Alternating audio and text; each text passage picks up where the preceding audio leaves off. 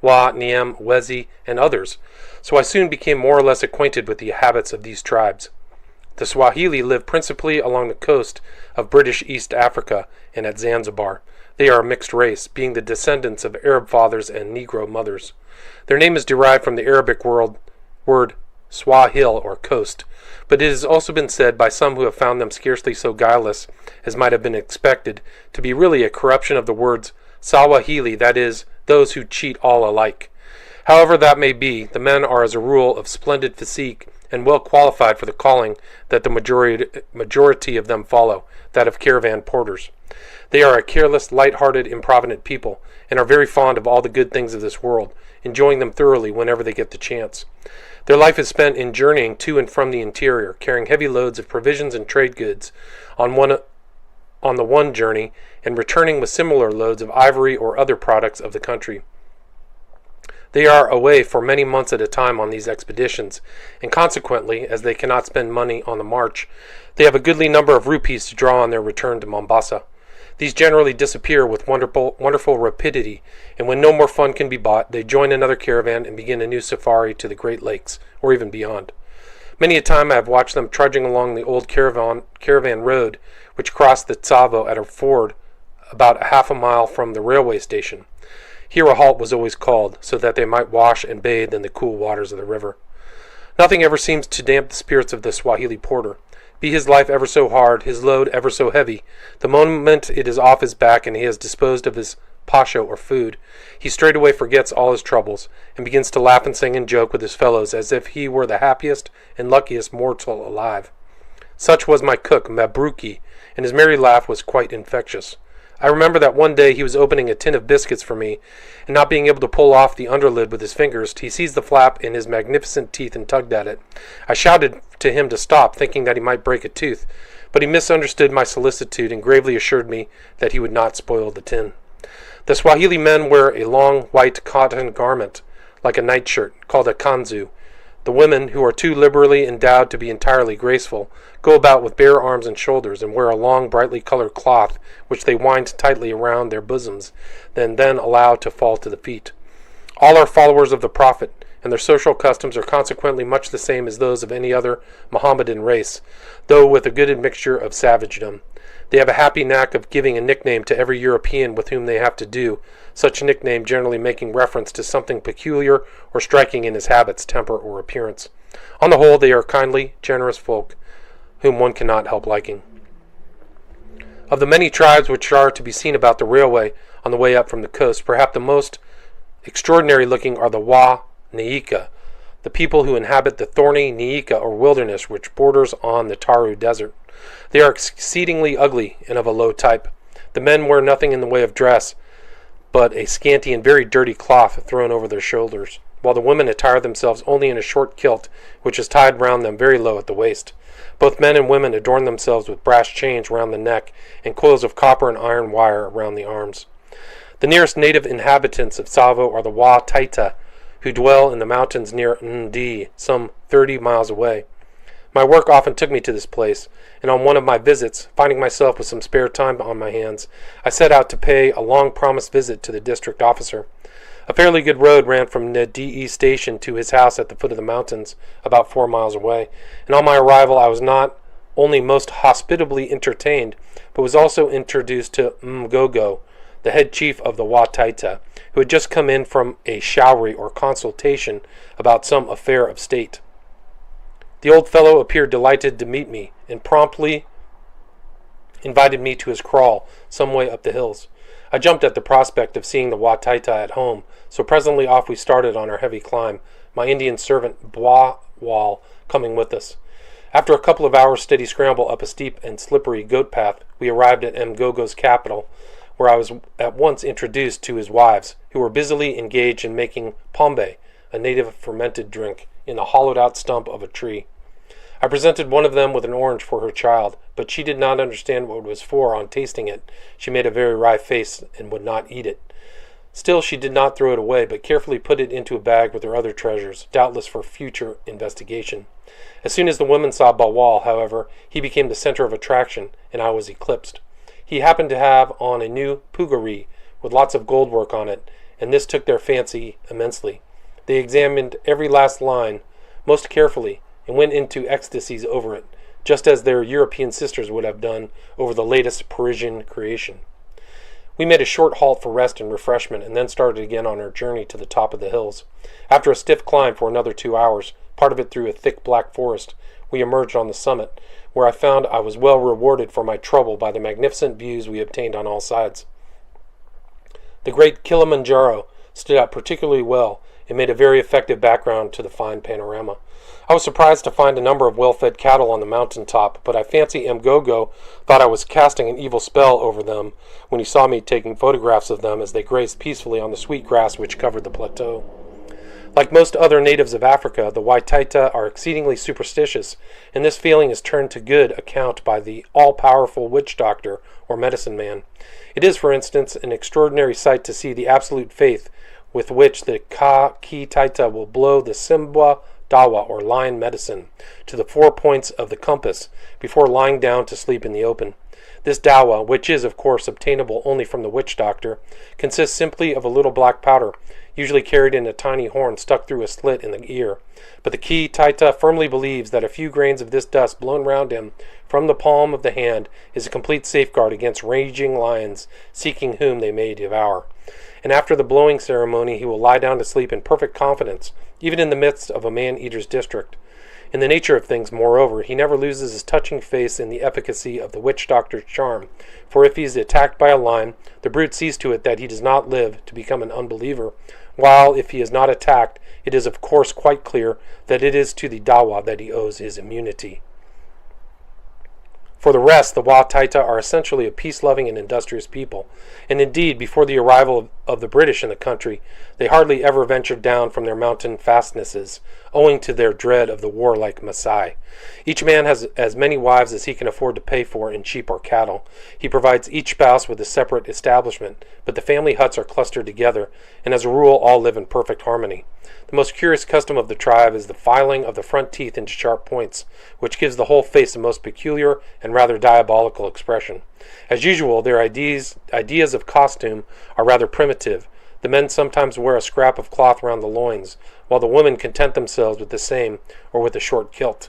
Both sexes adorn themselves with a great quantity of copper or iron wire coiled round their arms and legs, and smear their bodies all over with grease, the men adding red clay to the mixture. Many of the women also wear dozens of rows of beads, while their ears are hung with pieces of chain and other fantastic ornaments. The men always carry bows and poisoned arrows, as well as a simi, a short, roughly fashioned sword, hung on a leathern thong around the waist. A three-legged stool is also an important part of their equipment, and is slung on the shoulder when on the march. The next people met with on the road to the Great Lakes are the Wakamba, who inhabit the Ukambani province, and may be seen from Mtoto Ande to the Athi River. They are a very large tribe, but have very little cohesion, having split up into many clans under chiefs who govern in a patriarchal kind of way. In appearance and dress, or the want of it, they are very like the Waitaita, and they have the same custom of filing the front teeth. As a rule, too, they are a peace-loving people, though when driven to it by hunger they will commit very cruel and treacherous acts of wholesale murder. While the railway was being constructed, a severe famine occurred in their part of the country, when hundreds of them died of starvation. During this period they several times swooped down on an isolated railway maintenance gang and utterly annihilated them, in order to obtain possession of the food which they knew would be stored in the camps. These attacks were always made by night. Like most other native races in East Africa, their only arms are the bow and poisoned arrow, but in the use of these primitive weapons they are especially expert. The arrowhead remains in the flesh when the shaft is withdrawn, and if the poison is fresh, paralysis and death very quickly follow, the skin round the wound turning yellow and mortifying within an hour or two. This deadly poison is obtained, I believe, by boiling down a particular root, the arrowheads being dipped in the black, pitchy-looking essence which remains. I am glad to say, however, that owing to the establishment of several mission stations amongst them, the Wakamba are quickly becoming the most civilized natives in the country, and the missionaries have adopted the sensible course of teaching the people husbandry and the practical arts and crafts of everyday life, in addition to caring for their spiritual needs. After Hippo. During my stay at Tsavo, I made many little excursions into the surrounding country and used to go off on a short shooting and exploring expedition whenever I had the opportunity. I was especially anxious to bag a hippopotamus, so I made up my mind to try my luck on the banks of the Sabaki. Unfortunately, I possessed no heavy rifle, which is almost a necessity for hippo shooting, but it occurred to me to supply the deficiency by manufacturing a few cartridges for my own smoothbore. In these I had double charges of powder and a hardened bullet made of lead mixed with about an eighth part of tin. I remember well the anxiety with which I fired the first round of my homemade ammunition. As I more than half expected that the barrel would burst, I lashed the gun in the fork of a tree, tied a piece of string 100 feet long to the trigger, and then, taking shelter behind a friendly stump, pulled off. To my great satisfaction, the barrel stood the test perfectly. More than that, on trying the penetrative effect of my bullets, I found that they would smash through a steel plate an eighth of an inch thick at 30 yards range.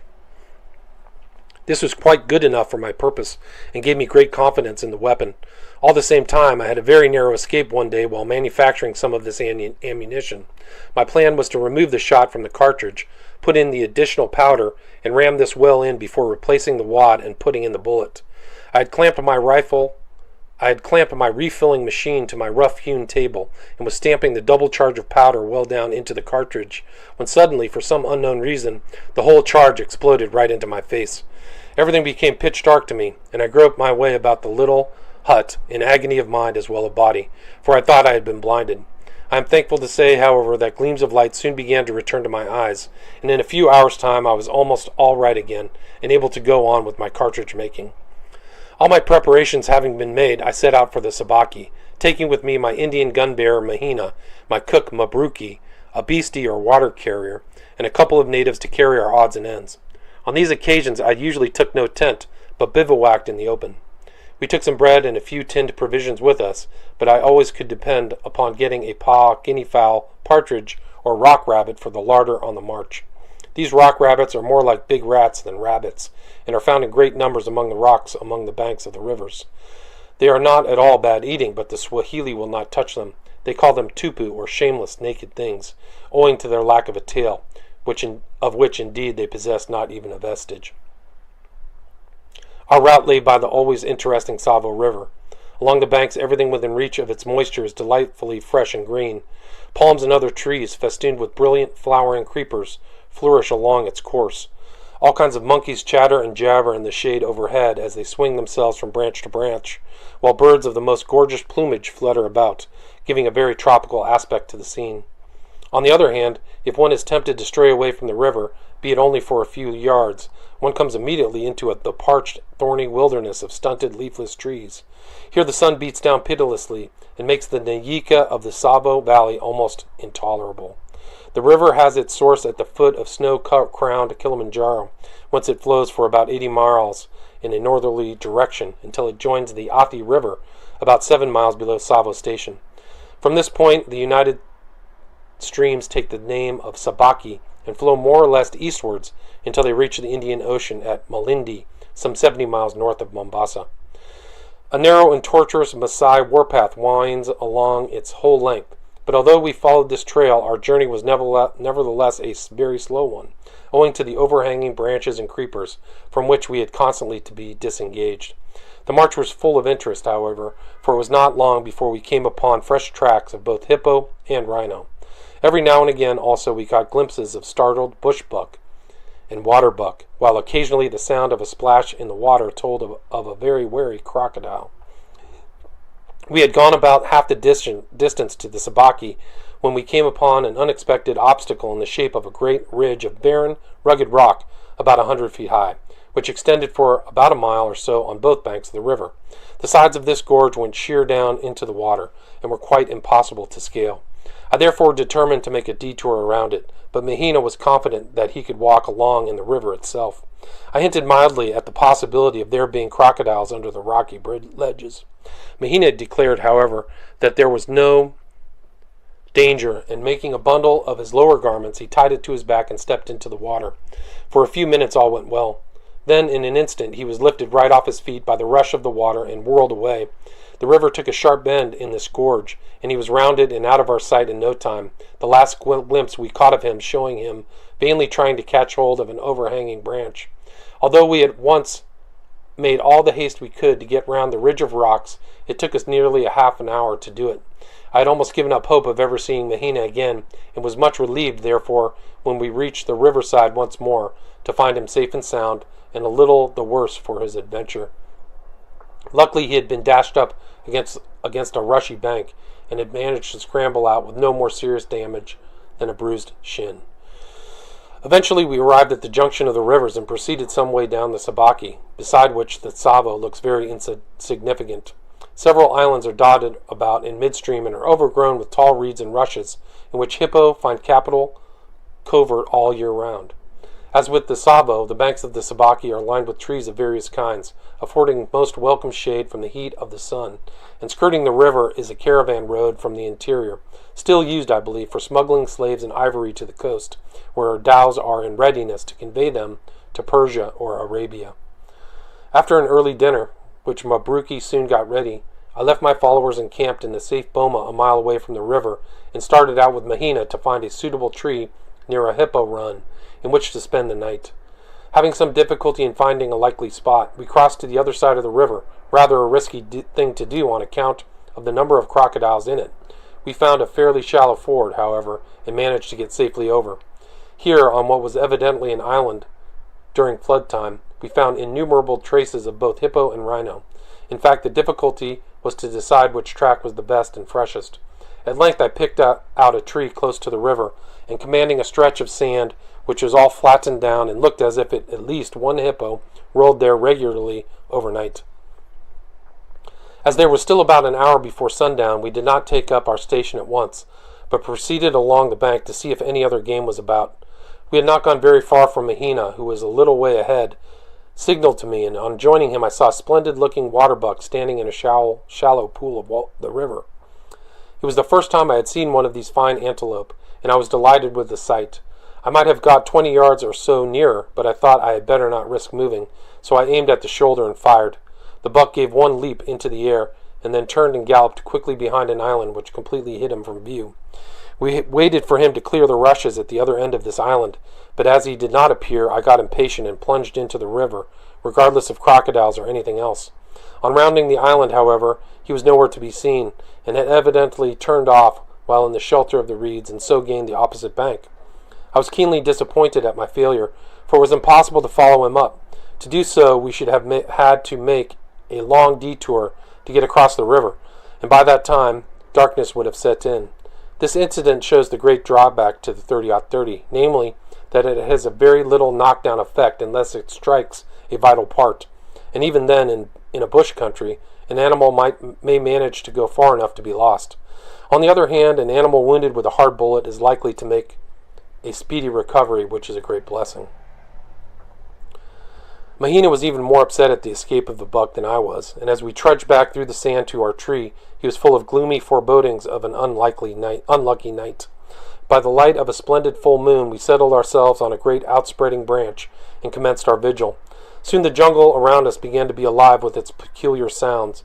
A night bird would call, a crocodile shut his jaws with a snap, a rhino or hippo crashed through the bushes on its way to the water. Now and again we would even hear the distant roar of the lion. Still there was nothing to be seen.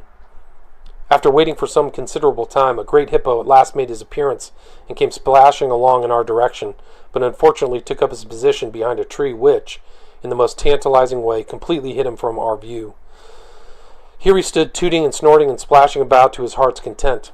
For what seemed hours I watched for this ungainly creature to emerge from his covert, but as he seemed determined not to show himself, I lost patience and made up my mind to go down after him. I therefore handed my rifle to Mahina to lower to me on reaching the ground, and began to descend carefully, holding on by the creepers which encircled the tree. To my intense vexation and disappointment, just as I was in this helpless condition, halfway to the ground, the great hippo suddenly came out from his shelter and calmly lumbered along right underneath me. I bitterly lamented my ill luck and want of patience, for I could almost have touched his broad back as he passed. It It was under these exasperating conditions that I saw a hippo for the first time, and without doubt he's the ugliest and most forbidding-looking brute I've ever beheld. The moment the great beast had passed our tree, he scented us, snorted loudly, and dived into the bushes close by, smashing through them like a traction engine. In screwing myself round to watch him go, I broke the creepers by which I was holding on and landed on my back in the sand at the foot of the tree, none the worse for my short drop, but considerably startled at the thought that the hippo might come back at any moment. I climbed up to my perch again without loss of time, but he was evidently as much frightened as I was, and returned no more. Shortly after this we saw 2 rhino come down to the river to drink. They were too far off for a shot, however, so I did not disturb them, and they gradually waddled upstream out of sight. Then we heard the awe-inspiring roar of a hungry lion close by, and presently another hippo gave forth his tooting challenge a little way down the river. As there seemed no likelihood of getting a shot at him from our tree, I made up my mind to stalk him on foot, so we both descended from our perch and made our way slowly through the trees in the semi-darkness. There were numbers of animals about, and I'm sure that neither of us felt very comfortable as we crept along in the direction of the splashing hippo. For my own part, I fancied every moment that I saw in front of me the form of a rhino or a lion ready to charge down upon us out of the shadow of the bush.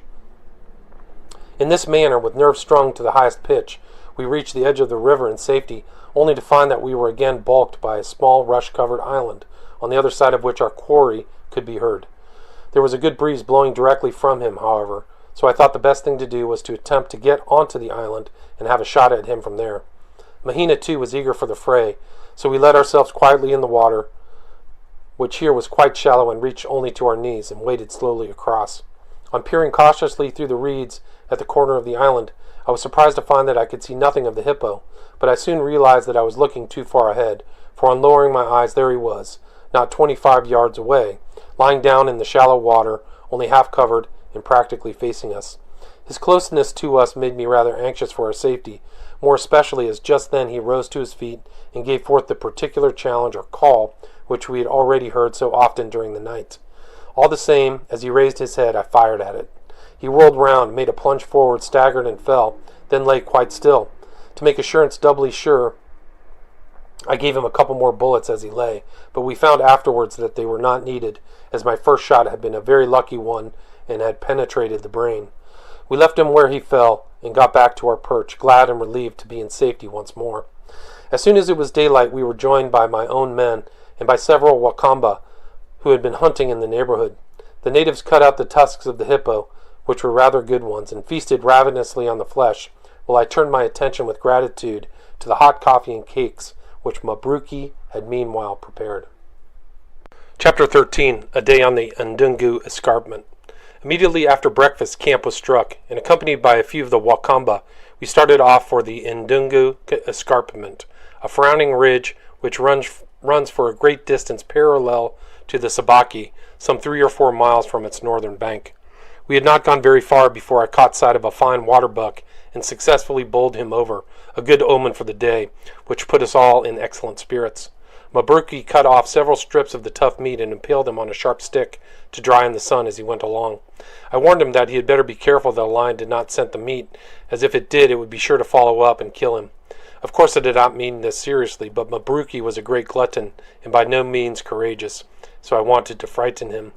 As we trudged along towards the hill, I heard a peculiar noise behind a small rising on our right, and looking over the crest, I was delighted to see 2 beautiful giraffes feeding peacefully a little distance away and straining their long necks to get at the tops of some mimosa-like trees, while a young one was lying down in the grass quite close to me. For some time I remained concealed, watching the full-grown pair with great interest. They had evidently just come up from the river and were slowly making their way back to their home on the escarpment. They seemed on the most affectionate terms, occasionally entwining their great long necks and gently biting each other on the shoulders. Much as I should like to have added a giraffe to my collection of trophies, I left them undisturbed, as I think it a pity to shoot those rather rare and very harmless creatures, unless one is required for a special purpose. We pushed on, accordingly, towards the escarpment, for I was very impatient to get to the top and explore a place where I felt convinced no other white man had ever set foot. From the river, the ground rose gently upwards to the foot of the ridge, and was covered more or less densely with stunted trees and brushes, and of course the inevitable wait-a-bit thorns. I was fortunate enough, however, to find a rhino path which afforded a fairly comfortable and open road, on which we could walk upright the greater part of the way. The climb up the escarpment was a stiff one, and had to be negotiated principally on all fours, but on the way up I discovered that there was an enormous cleft some miles to the right, which would probably have afforded an easier ascent. I had not time to explore it on this particular day, but I made a mental note to do so on some future occasion. After 2 hours' journey from the river, we sat panting on the summit after our scramble and surveyed the valley of the Tsavo, which lay spread out like a map about 500 feet below us. Our home tents, the bridge, Tsavo station, and other buildings were plainly visible, and the railway itself, like a shining snake, could be seen for many miles winding its way through the parched wilderness. Having taken a few photographs of the scene, we turned and struck through the Ndungo Plateau. Here I found the same kind of nyika as that round Tsavo, the only difference being that there were more green trees about. The country, moreover, was somewhat more open, and was intersected by hundreds of broad and well-beaten animal paths, along which we could walk upright in comfort. I was leading the way, followed closely by Mahina and Mabruki, when suddenly we almost walked upon a lion which was lying down at the side of the path, and which had probably been asleep. It gave a fierce growl, and at once bounded off through the bush.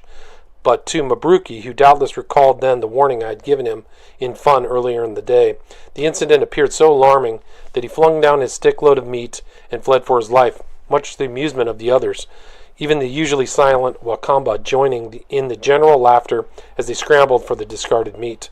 We saw nothing more of the lion, though a few steps further on brought us to the remains of a zebra which he had recently killed and feasted on. But after this, Mabruki kept carefully in the rear. Curiously enough, only a short while later we had an exactly similar adventure with a rhino, as owing to the tortuous nature of the path, we walked right into it before we were aware. Like the lion, however, it was more frightened than we, and charged away from us through the jungle. For about 2 hours we pursued our journey into the plateau, and saw and heard a wonderful variety of game, including giraffe, rhino, bushbuck, the lesser kudu, zebra, warthog, baboons, and monkeys, and any number of pa'a, the last being of a redder color than those of the Tsavo Valley. Of natives or of human habitations, however, we saw no signs, and indeed the whole region was so dry and waterless as to be quite uninhabitable. The animals that require water have to make a lengthy nightly journey to and from the Sabaki, which accounts for the thousands of animal paths leading from the plateau to the river. By this time we were all beginning to feel very tired, and the Bisti's stock of water was running low. I therefore climbed the highest tree I could find in order to have a good look around, but absolutely nothing could I see in any direction but the same flat, thorny wilderness, interspersed here and there with a few green trees. Not a landmark of any sort or kind as far as the eye could reach. A most hopeless, terrible place should one be lost in it, with certain death either by thirst or by savage beasts staring one in the face. Clearly, then, the only thing to do was to return to the river, and in order to accomplish this before dark, it was necessary that no time should be lost. But we had been winding in and out so much through the animal paths that it was no easy matter to say in which direction the Sabaki lay. First I consulted my Wakamba followers as to the route back. They simply shook their heads. Then I asked Mahina, who pointed out a direction exactly opposite to that which I felt confident was the right one. Mabruki, of course, knew nothing, but volunteered the helpful and cheering information that we were lost and would all be killed by lions. In these circumstances, I confirmed my own ideas to our way by comparing my watch and the sun, and gave the order to start at once. For 2 solid hours, however, we trudged along in the fearful heat without striking a single familiar object or landmark. Mabruki murmured loudly. Even Mahina expressed grave doubts as to whether the Sahib had taken the right direction. Only the Wakamba stalked along in reassuring silence. For some time we had been following a broad white rhino path, and the great footmarks of one of these beasts were fresh and plainly visible in the dust. He had been traveling in the opposite direction to us, and I felt sure that he must have been returning from drinking in the river. I accordingly insisted on keeping to this path, and very soon, to my great relief, we found that we were at the edge of the escarpment, a couple of miles away from the place where we had made the ascent. Here a halt was called. A sheet was spread over some of the stunted trees, and under its shade we rested for a half an hour, had some food, and drank the last of our water. After this, we pushed on with renewed vigor and arrived at the Sabaki in good time before sundown, having bagged a couple of guinea fowl and a pa'a on the way to serve for dinner. After the long and fatiguing day, my bath in a clear, shady pool was a real delight, but I might not have enjoyed it quite so much if I had known then of the terrible fate which awaited one of my followers in the same river the next day. By the time I got back to camp, supper was ready and fully appreciated. The tireless Mahina had also collected some dry grass for my bed, and I turned in at once, with my rifle handy, and slept the sleep of the just, regardless of all the wild beasts in Africa. At dawn, Mabruki roused me with a cup of steaming hot coffee and some biscuits, and a start was at once made on our return journey to Tsavo. The place where we had struck the Sabaki the previous evening was some miles further down the stream than I had ever been before, so I decided to take advantage of the Maasai Trail along its bank until the Tsavo River was reached. I did not think we should meet with any further adventure on our way home, but in the wilds the unexpected is always happening. Shortly after we started, one of the Wakamba went down to the river's edge to fill his calabash with water, when a crocodile suddenly rose up out of the stream, seized the poor fellow, and in a moment had dragged him in. I was on ahead at the time, and so did not witness the occurrence, but on hearing the cries of the others, I ran back as quickly as possible. Too late, however, to see any sign of either crocodile or native. Mahina philosophically remarked that after all it was only a Washenzi or savage, whose loss did not much matter, and the other three Wakamba certainly did not appear to be affected by the incident, but calmly possessed themselves of their dead companion's bow and quiver, of poisoned arrows, and of the stock of meat which he had left on the bank. I have since learned that accidents of this kind are fairly frequent occurrence along the banks of these rivers. On one occasion, while I was in the country, a British officer had a very lucky escape. He was filling his water bottle at the river when one of these brutes caught him by the hand and attempted to draw him in. Fortunately, one of his servants rushed to his assistance and managed to pull him out of the crocodile's clutches with the loss of only 2 of his fingers. As we made our way up the Sabaki, we discovered a beautiful waterfall about 150 feet high, not a sheer drop, but a series of cascades. At this time the river was in low water, and the falls consequently did not look their best, but in flood time they form a fine sight, and the thunder of the falling water can be plainly heard at Tsavo, over 7 miles away. When the wind is in the right direction, we crossed the river on the rocks at the head of these falls, and after some hours' hard marching reached camp without further incident. Chapter 14. The Finding of the Man-Eater's Den. There were some rocky-looking hills lying to the southwest of Tsavo, which I was particularly anxious to explore, so on one occasion when work had been stopped for the day owing to a lack of material, I set off for them, accompanied by Mahina and a Punjabi coolie, who was so stout that he went by the name of Mutta, or Fatty.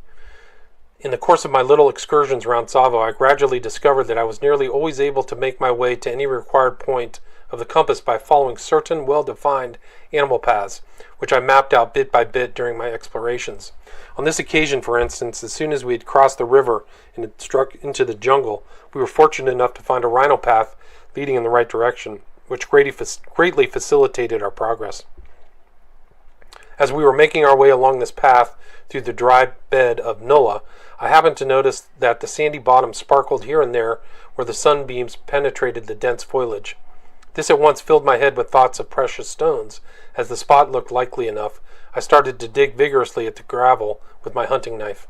After a few minutes of this work, I came across what I first took to be a magnificent diamond sparkling in the damp sand. It was about a half-inch long, and its facets looked as if they had been cut by an Amsterdam expert. I tested the stone on my watch glass and found that it cut my initials quite easily, and though I knew that quartz would do this as well, it did not seem to me to have either the general appearance or angles of any quartz I had ever seen. For a moment or two I was greatly delighted with my discovery, and began to have rosy dreams of a diamond mine, but I'm sorry to say that on closer examination and testing, I was forced to the conclusion that my find was not a diamond, though unlike any other mineral I had ever come across. My hopes of rapidly becoming a millionaire having thus been dashed to the ground, we proceeded on our way, getting further and further into the depths of a gloomy forest. A little distance on, I noticed through a break in the trees a huge rhino standing in full view near the edge of a ravine. Unfortunately, he caught sight of us as well, and before I could take aim, he snorted loudly and crashed off through the tangled undergrowth. As I followed up this ravine, walking stealthily along in the delightful shade of the overhanging palms, I observed on my left a little nullah which opened out of the main channel through a confused mass of jungle and creeper. Through this tangle there was a well-defined archway, doubtless made by the regular passage of rhino and hippo, so I decided to enter and explore what lay beyond.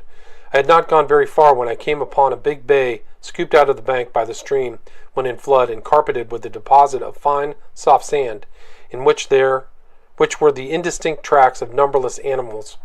In one corner of this bay, close under an overhanging tree, stood a little sandy hillock, and on looking over the top of this I saw on the other side a fearsome-looking cave, which seemed to run back for a considerable distance under the rocky bank.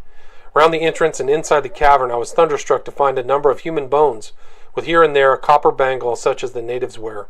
Beyond all doubt, the man-eater's den.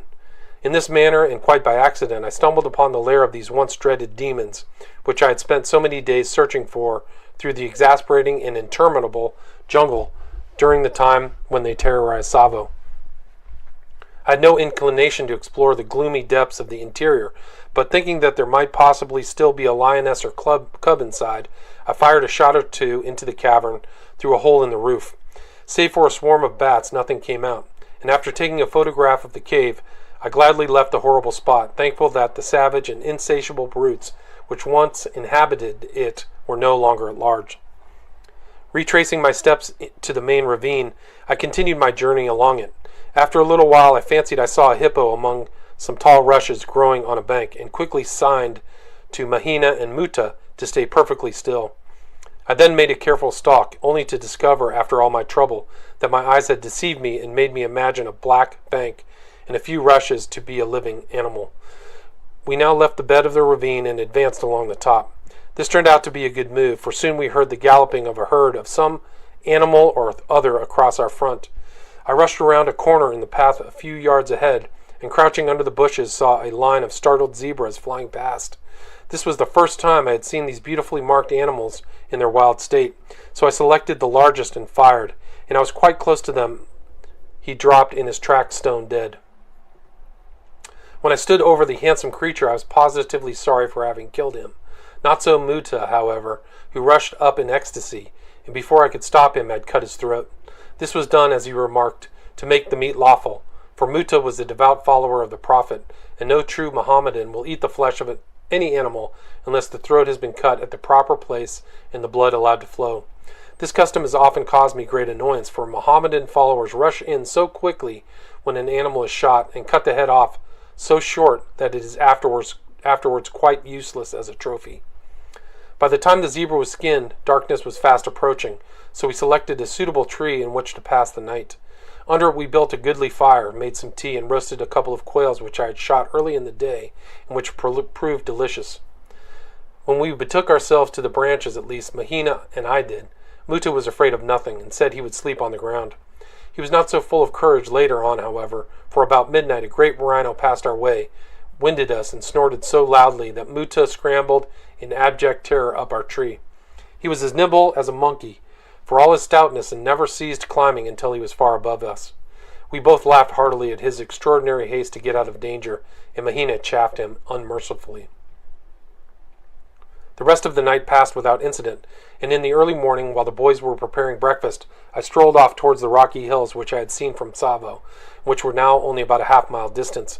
I kept a sharp lookout for game, but came across nothing save here and there a pa'a and a few guinea fowl, until, just as I was about halfway round the hill, I saw a fine leopard lying on a rocky ledge, basking in the morning sun. But he was too quick for me, and made off before I could get a shot. I had not approached noiselessly enough, and the leopard is too wary a beast to be caught napping.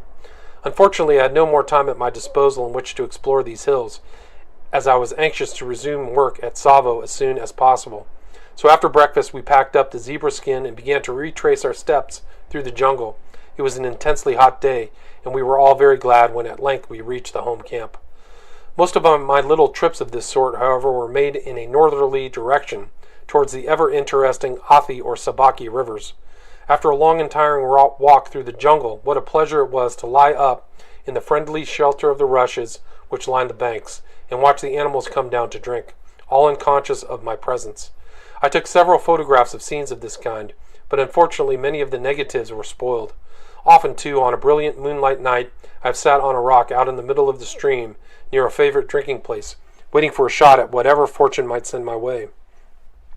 How exasperating it was when the wind changed at the critical moment and gave me away to the rhino or other animal I had sat there for hours patiently awaiting. Occasionally I would get heartily tired of my weary vigil and wade across shore through the warm water to make my bed in the soft sand regardless of the snap-snap of the crocodiles, which could plainly be heard from the deeper pools up and down the river. At the time, being new to the country, I did not realize the risks I ran, but later on, after my poor Wakamba follower had been seized and dragged under, as I have already described, I learned to be much more cautious. The shortest way of reaching the Athi River from Tsavo was to strike through the jungle in a northwesterly direction, and here there was luckily a particularly well-defined rhino path, which I always made use of. I discovered it quite by accident on one occasion when I asked some guests who were staying with me at Tsavo to spend a night on the banks of the river. As we were making our way slowly and painfully through the dense jungle, I came across this well-trodden path, which appeared to lead in the direction which I wished to go, and as I felt convinced at any rate it would bring us to the river somehow, I followed it with confidence. Our progress was now easy, and the track led through fairly open glades where traces of bushbuck and waterbuck were numerous. Indeed, once or twice we caught glimpses of these animals as they bounded away to the shelter of the thicket, warned by the sound of our approach. In the end, as I anticipated, the old rhino path proved a true guide, for it struck the Athi at an ideal spot for a camping ground, where some lofty trees close to the bank of the river gave a most grateful and refreshing shade. We had a delightful picnic, and my guests greatly enjoyed their night in the open, although one of them got rather a bad fright from a rhino, which suddenly snorted close to our camp, evidently very annoyed at our intrusion on his domain. In the morning they went off as soon as it was light to try their luck along the river, while I remained in camp to see to breakfast. After an hour or more, however, they all returned, empty-handed but very hungry, so when they had settled down to rest after a hearty meal, I thought I would sally forth and see if I could not meet with better success. I had gone only a short distance up the right bank of the river when I thought I observed a movement among the bushes ahead of me. On the alert, I stopped instantly, and the next moment was rewarded by seeing a splendid bushbuck advance from the water in a most stately manner. I could only make out his head and neck above the undergrowth, but as he was only some 50 yards off, I raised my rifle to my shoulder to fire. This movement at once caught his eye, and for the fraction of a second he stopped to gaze at me, thus giving me time to aim at where I supposed his shoulder to be. When I fired, he disappeared so suddenly and so completely that I felt sure that I had missed him and that he had made off through the bush. I therefore reloaded and advanced carefully with the intention of following up his trail, but to my unbounded delight, I came upon the buck, stretched out dead in his tracks, with my bullet through his heart. I lost no time in getting back to camp, the antelope swinging by his feet from a branch borne by two sturdy coolies, and my unlucky friends were very much astonished when they saw the fine bag I had secured in so short a time. The animal was soon skinned and furnished us with a delicious roast for lunch, and in the cool of the evening we made our way back to Tsavo without further adventure. Some little time after this, while one of these same friends, Mr. C. Rawson, happened to be again at Tsavo, we were sitting after dark under the veranda of my hut. I wanted something from my tent and set me and my Indian chowkidar to fetch it. He was going off in the dark to do so, when I called him back and told him to take a lantern for fear of snakes. This he did, and as soon as he got to the door of the tent, which was only a dozen yards off, he called out frantically, "Ar Sahib, Burra Samp Hai. Oh, master, there is a big snake here." "Where?" I shouted. "Here by the bed," he cried. "Bring the gun quickly." I seized the shotgun, which I have always kept handy, and rushed to the tent where, by the light of the lantern, I saw a great red snake, about 7 feet long, gazing at me from the side of my camp bed. I instantly fired at him, cutting him clean in half with a shot. The tail part remained where it was, but the head half quickly wriggled off and disappeared in the gloom of the tent. The trail of blood, however, enabled us to track it, and we eventually found the snake, still full of fight, under the edge of the ground sheet. He made a last vicious dart at one of the men who had run up, but was quickly given the happy dispatch by a blow on the head. Rawson now picked it up and brought it to the light. He then put his foot on the back of its head and with a stick forced open the jaws, when suddenly we saw two perfectly clear jets of poison spurt out from the fangs. An Indian babu or clerk, who happened to be standing near, got the full benefit of this, and the poor man was so panic-stricken that in a second he had torn off every atom of his clothing. We were very much amused by this, as of course we knew that although the poison was exceedingly venomous, it could do no harm unless it penetrated a cut or open wound in the flesh. I never found out the name of the snake, which, as I have said, was of a dark brick-red color all over, and I only saw one other of the same kind all the time I was in East Africa.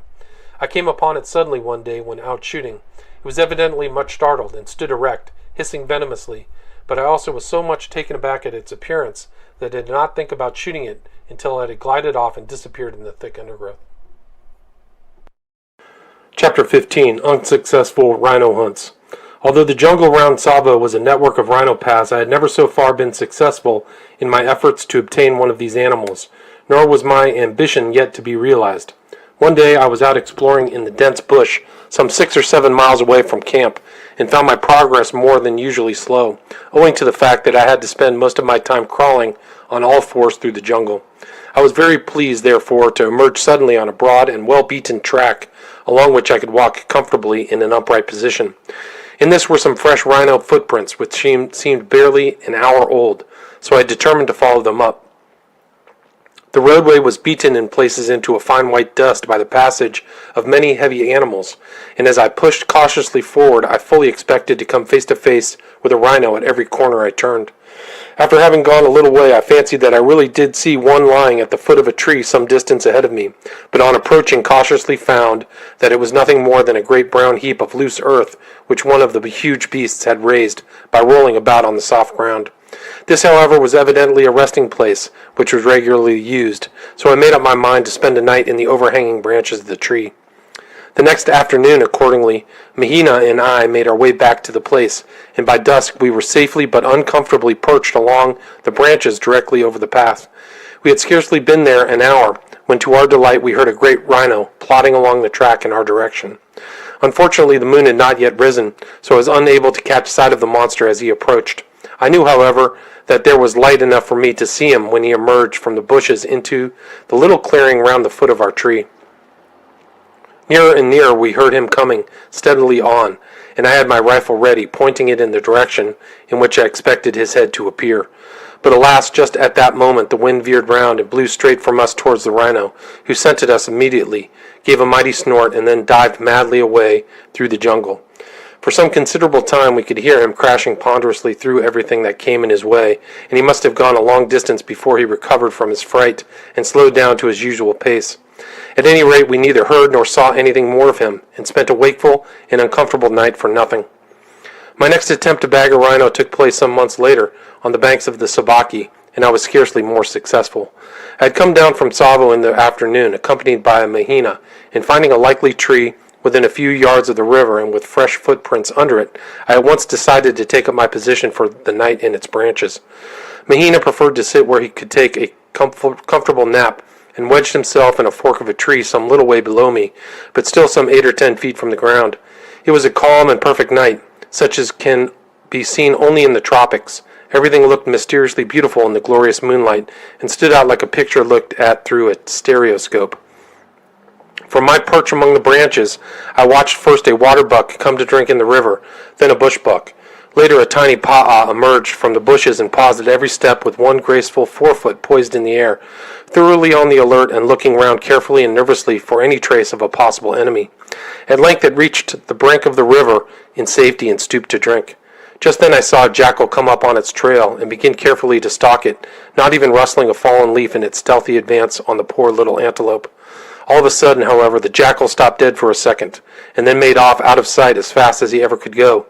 I looked round to discover the cause of this hurried exit, and to my surprise saw a large and very beautiful leopard crouching down and moving noiselessly in the direction of our tree.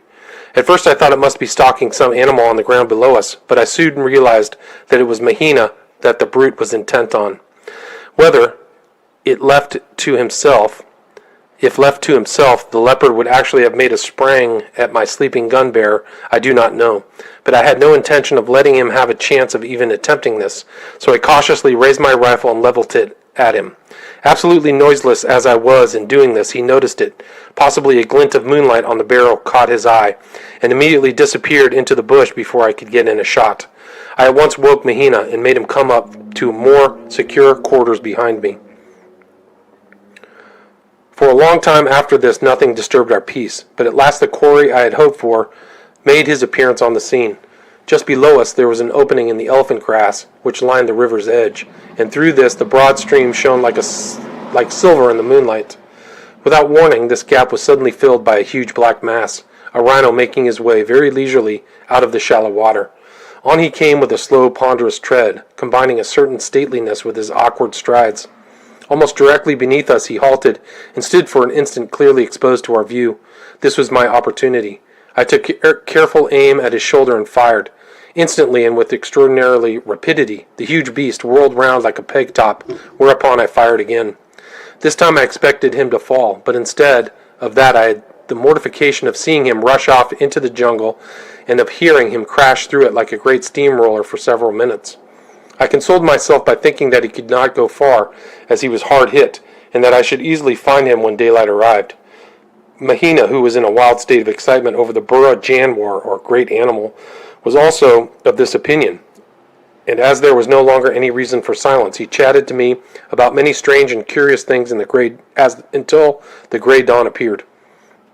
When we got down from our perch, we found the track of the wounded rhino clearly marked by great splashes of blood, and for a couple of miles the spoor could thus be easily followed. At length, however, it got fainter and fainter, and finally ceased altogether, so that we had to abandon the search. The ground round was rocky, and there was no possibility of telling which way our quarry had gone. I was exceedingly sorry for this, as I did not like to leave him wounded, but there was no help for it, so we struck out for home and arrived at Tsavo in the afternoon, very tired, hungry, and disappointed. Rhinos are extraordinary animals, and not in any way to be depended upon. One day they will sheer off on meeting a human being and make no attempt to attack. The next day, for no apparent reason, they may execute a most determined charge. I was told for a fact by an official who had been long in the country that on one occasion, while a gang of 21 slaves, chained neck to neck as was the custom, was being smuggled down to the coast and was proceeding in Indian file along a narrow path, a rhinoceros suddenly charged out at right angles to them, impaled the center man on its horns, and broke the necks of the remainder of the party by the suddenness of his rush. These huge beasts have a very keen sense of smell, but equally indifferent eyesight, and it is said that if a hunter will only stand perfectly still on meeting a rhino, he will pass by him without attempting to molest him. I feel bound to add, however, that I have so far failed to come across anybody who has actually tried the experiment. On the other hand, I have met one or two men who have been tossed on the horns of these animals, and they described it as very painful proceeding. It generally means being a cripple for life, if one even succeeds in escaping death. Mr. B. Eastwood, the chief accountant of the Uganda Railway, once gave me a graphic description of his marvelous escape from an infuriated rhino. He was on leave at the time on a hunting expedition in the neighborhood of Lake Baringo, about 80 miles north of the railway from Nakuru, and he had shot and apparently killed a rhino. On walking up to it, however, the brute rose to its feet and literally fell on him, breaking 4 ribs and his right arm. Not content with this, it then stuck its horn through his thigh and tossed him over its back, repeating this operation once or twice. Finally it lumbered off, leaving poor Eastwood helpless and fainting in the long grass where he had fallen. He was alone at the time, and it was not for some hours that he was found by his porters, who were only attracted to the spot by the numbers of vultures hovering about, waiting in their ghoulish manner for life to be extinct before beginning their meal. How he managed to live for the 8 days after this, which elapsed before a doctor could be got to him, I cannot imagine. But in the end he fortunately made a good recovery, the only sign of his terrible experience being the absence of his right arm, which had to be amputated. In a widow's story. Very shortly before I left Tsavo, I went, on March 11th, 1899, on inspection duty to Voi, which, as I have already mentioned, is about 30 miles on the Mombasa side of Tsavo. At this time it was a miserable, swampy spot where fever, guinea worm, and all kinds of horrible diseases were rampant. But this state of affairs has now been completely altered by drainage and by clearing away the jungle. Dr. Rose was in medical charge of the place at the time of my visit, and it was the good old custom to put up with any friend one came across towards nightfall. I made him my host when my day's work was over. We spent a very pleasant evening together and naturally discussed all the local news. Amongst other things, we chatted about the new road which was being constructed from Voi to a rather important missionary station called Taveta near Mount Kilimanjaro, and Dr. Rose mentioned that Mr. O'Hara, the engineer in charge of the road making, with his wife and children, was encamped in the Wai Taita country, about 12 miles away from Voi. Early next morning, I went out for a stroll with my shotgun, but had not gone far from the doctor's tent when I saw in the distance 4 Swahili carrying something which looked like a stretcher along the newly made road. Fearing that some accident had happened, I went quickly to meet them and called out to ask what they were carrying. They shouted back, "Bwana, the master," and when I asked what Bwana, they replied, "Bwana O'Hara." On inquiring what had exactly happened, they told me that during the night their master had been killed by a lion, and that his wife and children were following behind along the road. At this I directed the men to the hospital and told them where to find Dr. Rose, and without waiting to hear any further particulars, hurried on as fast as possible to give what assistance I could to poor Mrs. O'Hara. Some considerable way back I met her toiling along with an infant in her arms, while a little child held on to her skirt, utterly tired out with the long walk. I helped her to finish the distance to the doctor's tent. She was so unstrung by her terrible night's experience and so exhausted by her trying march carrying the baby that she was scarcely able to speak. Dr. Rose at once did all he could, both for her and for the children, the mother being given a sleeping draught and made comfortable in one of the tents. When she appeared again late in the afternoon, she was much refreshed and was able to tell us the following dreadful story, which I shall give as nearly as possible in her own words. Quote, "We were all asleep in the tent, my husband and I in one bed and my 2 children in another. The baby was feverish and restless, so I got up to give her something to drink, and as I was doing so, I heard what I thought was a lion walking round the tent. I at once woke my husband and told him I felt sure there was a lion about. He jumped up and went out, taking his gun with him. He looked round the outside of the tent and spoke to the Swahili askari, who was on sentry by the campfire a little distance off. The askari said he had seen nothing about except a donkey, so my husband came in again, telling me not to worry, as it was only a donkey that I had heard. The night being very hot, my husband threw back the tent door and lay down again beside me. After a while I dozed off, but was suddenly roused by a feeling as if the pillow were being pulled away from under my head. On looking around, I found that my husband was gone. I jumped up and called him loudly, but got no answer. Just then I heard a noise among the boxes outside the door, so I rushed out and saw my poor husband lying between the boxes. I ran up to him and tried to lift him, but found I could not do so. I then called the askari to come and help me, but he refused, saying there was a lion standing beside me. I looked up and saw the huge beast glowering at me, not more than 2 yards away. At this moment the askari fired his rifle, and this fortunately frightened the lion, for it at once jumped off into the bush. All 4 askaris then came forward and lifted my husband back onto the bed. He was quite dead. We had hardly got back into the tent before the lion returned and prowled about in front of the door, showing every intention of springing in to recover his prey. The askaris fired at him, but did no damage beyond frightening him away again for a moment or two. He soon came back and continued to walk around the tent until daylight, growling and purring, and it was only by firing through the tent every now and then that we kept him out. At daybreak he disappeared, and I had my husband's body carried here, while I followed with the children until I met you." Unquote. Such was Miss O'Hara's pitiful story. The only comfort we could give her was to assure her that her husband had died instantly and without pain, for while she had been resting, Dr. Rose had made a post-mortem examination of the body and had come to this conclusion. He found that O'Hara had evidently been lying on his back at the time, and that the lion, seizing his head in its mouth, had closed its long tusks through his temples until they met again in the brain. We buried him before nightfall in a peaceful spot close by, the doctor reading the funeral service, while I assisted in lowering the rude coffin into the grave. It was the saddest scene imaginable. The weeping widow, the wondering faces of the children, the gathering gloom of the closing evening, the dusky forms of a few natives who had gathered round, all combined to make a most striking and solemn ending to a very terrible tragedy of real life. I'm glad to say that within a few weeks' time, the lion that was responsible for this tragedy was killed by a poisoned arrow shot from a treetop by one of the Wa Taita. Chapter 17, An Infuriated Rhino. My work at Tsavo was finished in March 1899, and I received instructions to proceed to Railhead and take charge of a section of the work there. For many reasons, I was sorry to say goodbye to Tsavo, where I had spent an eventful year, but all the same, I was very glad to be given this new post, as I knew that there would be a great deal of interesting work to be done, and a constant change of camp and scene as the line progressed onward to the interior. In good spirits, therefore, I set out for my new headquarters on March 28th. By this time, the railhead had reached a place called Machakos Road, some 276 miles from Mombasa, and within a few miles of the great Athi Plains, the latter being treeless and waterless expanses, bare of everything except grass, which the great herds of game keep closely cropped. After leaving Tsavo, the character of the country remains unaltered for some considerable distance, the line continuing to run through the thorny Nyika, and it is not until Makindo is reached, about 200 miles from the coast, that a change is apparent.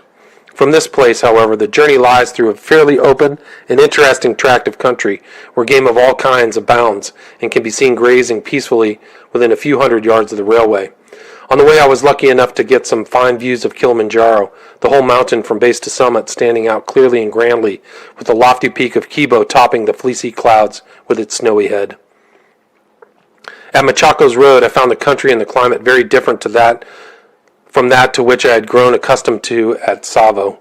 Here I could see for miles across stretches of beautiful open downs, timbered here and there like an English park, and it was a great relief to be able to overlook a wide tract of country and to feel that I was no longer hemmed in on all sides by the interminable and depressing thorny wilderness. As Machakos Road is some 4,000 feet higher above the sea level than Tsavo, the difference in temperature was also very marked, and the air felt fresh and cool compared with that of the sun-baked valley in which I had spent the previous year. My instructions were to hurry on the construction of the line as fast as possible to Nairobi, the proposed headquarters of the railway administration, which lay about 50 miles further on across the Athi Plains, and I soon began to find plate-laying most interesting work. Everything has to move as if by clockwork. First, the earth's surface has to be prepared and rendered perfectly smooth and level. Cuttings have to be made and hollows banked up. Tunnels have to be bored through the hills and bridges thrown across rivers. Then a line of coolies move along, placing sleepers at regular intervals. Another gang drops the rails in their places. Yet another brings along the keys, fish plates, bolts, and nuts, while following these are the men who actually fix the rails on the sleepers and link up from one to another. Finally, the packing gang finishes the work by filling in earth and ballast under and around the steel sleepers to give them the necessary grip and rigidity. Some days we were able to lay only a few yards, while on other days we might do over a mile. All depended on the nature of the country we had to cover. On one occasion, we succeeded in breaking the record for a day's plate laying, and were gratified at receiving a telegram of congratulation from the Railway Committee at the Foreign Office.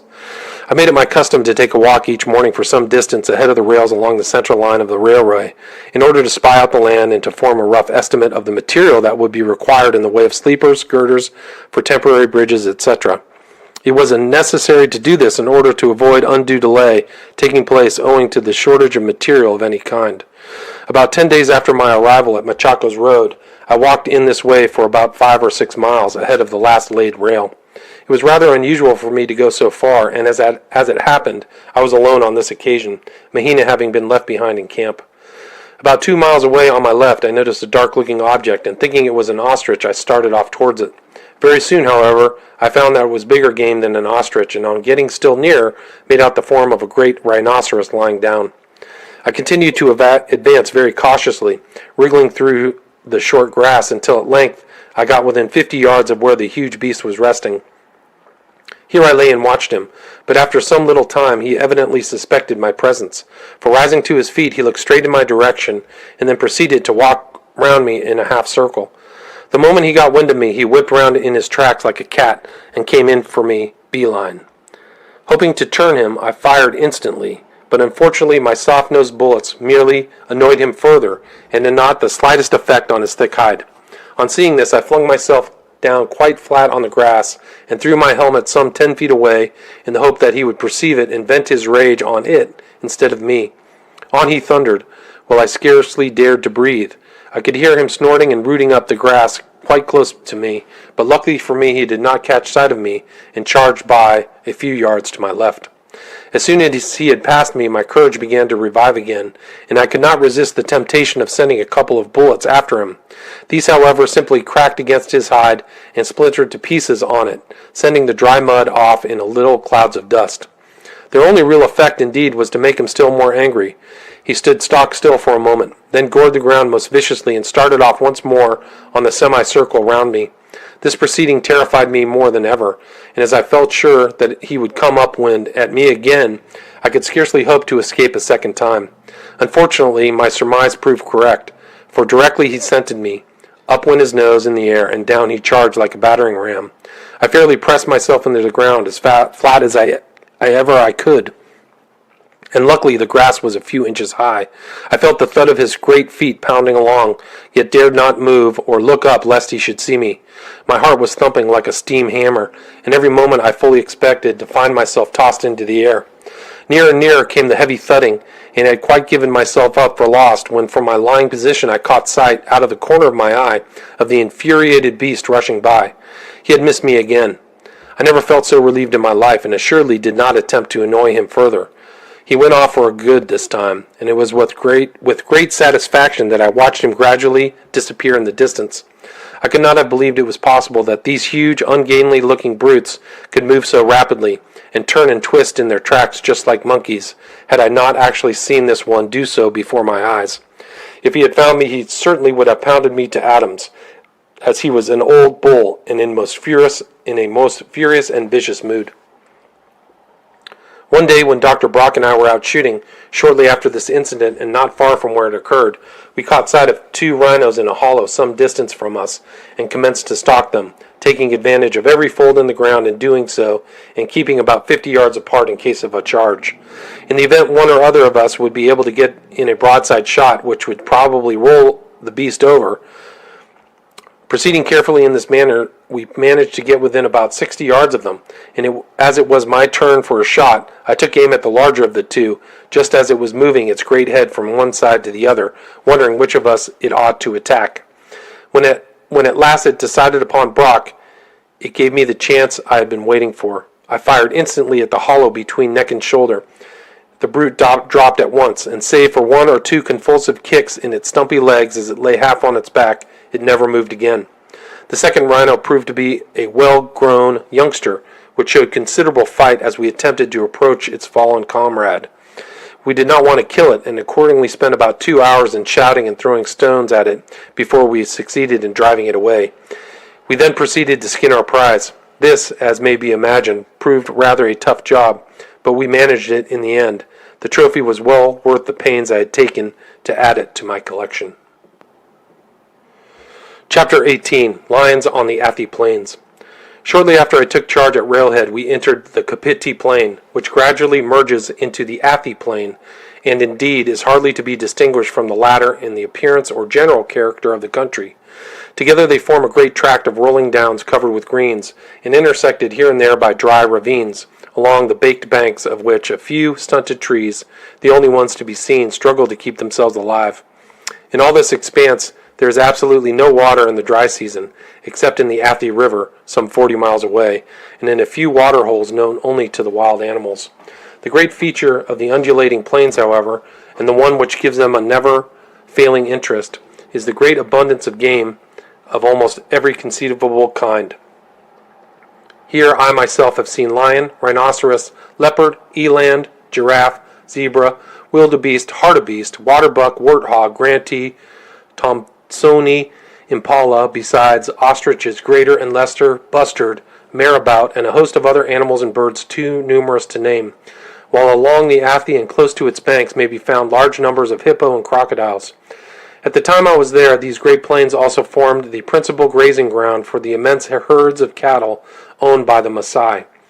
I am very glad to say that the whole of this country on the south side of the railway, as far as the boundary of German East Africa, from Tsavo River on the east to the Kedong Valley on the west, is now a strictly protected game reserve, and so long as this huge expanse is thus maintained as a sanctuary, there can be no danger of any of these species becoming extinct. While crossing this dry expanse, the greatest difficulty I had to contend with was the provision of sufficient water for the 3,000 workmen employed about Railhead, for not a drop could be obtained on the way, nor could we hope for any until we had got to the other side of the plain and had reached the Athi River, which could not be accomplished under a couple of months. As we progressed onwards into the waterless belt, this became a very serious matter indeed, as any breakdown in the supply would have had the most disastrous consequences among so large a body of men working all day under the blazing sun of a tropical climate. Every day 2 trainloads of water in great tanks were brought up from the last stream we had passed, which of course daily fell further to the rear. This was a source of considerable delay, for the line was blocked all the time the water was being pumped into the tanks, and consequently no material for construction could come through, and a good deal of time was also wasted when the trains returned to Railhead in distributing the water to the workmen, who often quarreled and fought in their eagerness to get at it. At first I had most of the tank filling done by night, but on one occasion a line came unpleasantly close to the men working the pump, and so night work had to be abandoned. The coolies themselves were so anxious indeed to get a plentiful supply of water that once or twice some of the more daring spirits among them ventured to go out onto the plains in search of water holes, which, by reason of the large herds of game, we knew must exist somewhere. The only result of these expeditions, however, was that 3 of these men never returned. What befell them is not known to this day. When we had proceeded some distance across this dry land, and when I was experiencing to the full the disadvantage and delay caused by my tank trains, a native of some remote corner of the plains, with nothing by way of dress but a small piece of cowhide thrown over his left shoulder, came to my tent door one day and squatted down on his heels in the native fashion. On being asked his business, he said, "I have heard," he replied, "that the great master wants water. I can show it to him." This was good news, if it could be relied upon, so I questioned him closely and ascertained that some time previously, exactly how long I could not gather, he had been in the locality on a raiding expedition that had succeeded in finding water. I asked if the place was far away, and got the reply in Swahili, "Mbali Kidogo, a little distance." Now, I had had experience of Mbali Kidogo before. It is like the Irishman's mile and a bit. So I decided to start very early next morning on a search for this pond, for such my informant described it to me. In the meantime, the poor fellow, who appeared starving, there was a sore famine among the natives of the district at the time, was given food and drink, and made a ravenous meal. In the evening I had a long talk with him in broken Swahili round the campfire, and obtained some insight into many of the strange and barbarous customs of the Maasai, to which interesting tribe he belonged. In the morning I started off betimes, taking my 30-30 rifle and being accompanied by Mahina with the 12-bore shotgun, and by another Indian carrying the necessary food and water. Our Maasai guide, whose name we found to be Lungo, seemed to be quite certain of his way, and led us across the rolling plains more or less in the direction in which the railway was to run, but some miles to the right of its centre line. The march was full of interest, for on the way we passed within easy range of herds of wildebeest, hartebeest, gazelle, and zebra. I was out strictly on business, however, and did not attempt a shot, reserving that pleasure for the homeward trip. Late in the afternoon we arrived at Lungo's Pond, a circular dip about 80 yards in diameter, which without doubt had contained water very recently, but which, as I expected to find, was now quite dry. A considerable number of bones lay scattered round it, whether of kills or of animals which had died of thirst I could not say. Our guide appeared very much upset when we found the pond empty, and gave vent to many exclamations in his peculiar language, in which the letter R rolled like a kettle drum. Our search for water having thus proved a failure, I determined to try my luck with the game. The Maasai and the Indian were sent back to camp, while Mahina and I made a big detour from the dried-up waterhole. Game abounded in all directions, but the animals were much more shy than they had been in the morning, and it was in vain that I stalked, if it can be called stalking, when as a matter of fact one has to move in the open. Splendid specimens of Thompson's and Grant's gazelle. I might have attempted a shot once or twice, but the probability was that owing to the long range it would have resulted only in a wound, and I think there is nothing so painful as to see an animal limping about in a crippled condition. In this fruitless manner we covered several miles, and I was beginning to think that we should have to return to camp without so much as firing a shot. Just then, however, I saw a herd of wildebeest, and with much care I managed to get within 300 yards of them. I singled out the biggest head and waited for a favorable moment, fired at him, dropping him at once. I ran up to the fallen beast, which appeared to be dying, and told Mahina to drive the hunting knife right through his heart, so as to put him quickly out of pain.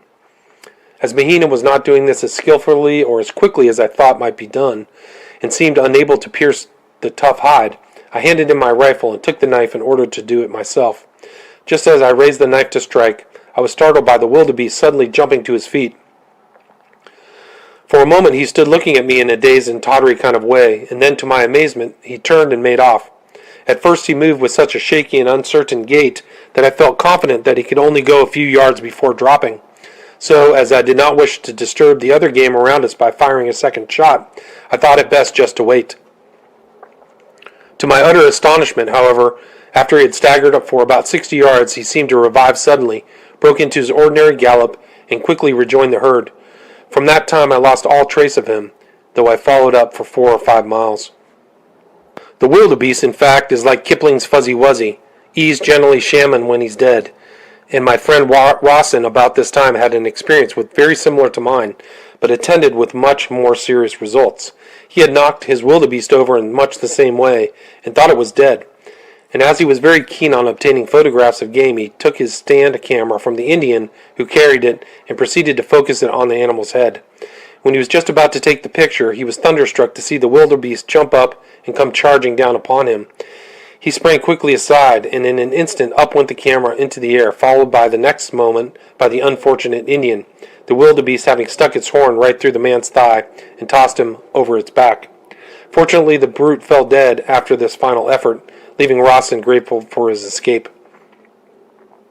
After abandoning the chase of my wildebeest, we had not gone far on our way towards the home camp when I thought I observed something of a reddish color moving in a patch of long grass, a good distance to our left front. I asked Mahina if he could make out what it was, but he was unable to do so, and before I could get my field glasses to bear, the animal, whatever it was, had disappeared into the grass. I kept my eye on the spot, however, and we gradually approached it. When we were about 100 yards off, the reddish object again appeared, and I saw that it was nothing less than the shaggy head of a lion peeping over the long grass. This time Mahina also saw what it was and called out, "Dekko Sahib, sure. Look, master, a lion." I whispered to him to be quiet and to take no notice of him while I tried my best to follow my own advice. So we kept on, edging up towards the beast, but apparently oblivious to his presence, as he lay there grimly watching us. As we drew near, I asked Mahina in a whisper if he felt equal to facing a charge from the sure if I should wound him. He answered simply that where I went, there he would go also, and right well he kept his word. I watched the lion carefully out of the corner of my eye as we closed in. Every now and then he would disappear from view for a moment, and it was a fascinating sight to see how he slowly raised his massive head above the top of the grass again and gazed calmly and steadily at us as we neared him. Unfortunately, I could not distinguish the outline of his body, hidden as it was in the grassy thicket. I therefore circled cautiously round in order to see if the cover was sufficiently thin at the back to make a shoulder shot possible. But as we moved, the lion also twisted round and so always kept his head full on us. When I had described a half circle, I found that the grass was no thinner and that my chances of a shot had not improved. We were now within 70 yards of the lion, who appeared to take the greater interest in us the closer we approached.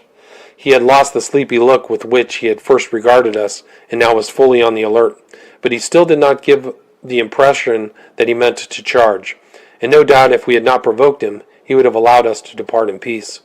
I, however, was bent on war, in spite of the risk, which one must always run by attacking a lion at such close quarters, on an open plain as flat as the palm of the hand. So in a standing position, I took careful aim at his head and fired. The distance was, as I have said, a bare 70 yards, yet I must confess to a disgraceful miss. More astonishing still, the beast made not the slightest movement, did not even blink an eye, so far as I could see, but continued his steadfast, questioning gaze. Again I took aim, this time for a spot below the tip of his nose, and again I fired with more success, the lion turning a complete somersault over his tail. I thought he was done for, but he instantly sprang up to his feet again, and to my horror and astonishment was joined by a lioness whose presence we had never even thought of or suspected. Worse was still to follow, for to our dismay both made a most determined charge on us, bounding along at a great pace and roaring angrily as they came. Poor Mahina cried out, "Sahib, do sher atahai, master, 2 lions are coming." But I told him to stand stock still and for his life not to make the slightest movement. In the twinkling of an eye the 2 beasts had covered about 40 yards of the distance toward us. As they did not show the least sign of stopping, I thought we had given the experiment of remaining absolutely motionless a fair trial, and was just about to raise the rifle to my shoulder as a last resort, when suddenly the wounded lion stopped, staggered, and fell to the ground. The lioness took a couple of bounds nearer to us, and then to my unmeasured relief turned to look round for her mate, who had by this time managed to get to his feet again. There they both stood, growling viciously and lashing their tails, for what appeared to me to be a succession of ages. The lioness then made up her mind to go back to the lion, and they both stood broadside with their heads close together and turned towards us, snarling in a most aggressive manner. Had either of us moved hand or foot just then, it would, I am convinced, have at once brought on another and probably a fatal charge. As the 2 great brutes stood in this position looking at us, I had, of course, a grand opportunity of dropping both, but I confess I did not feel equal to it at the moment.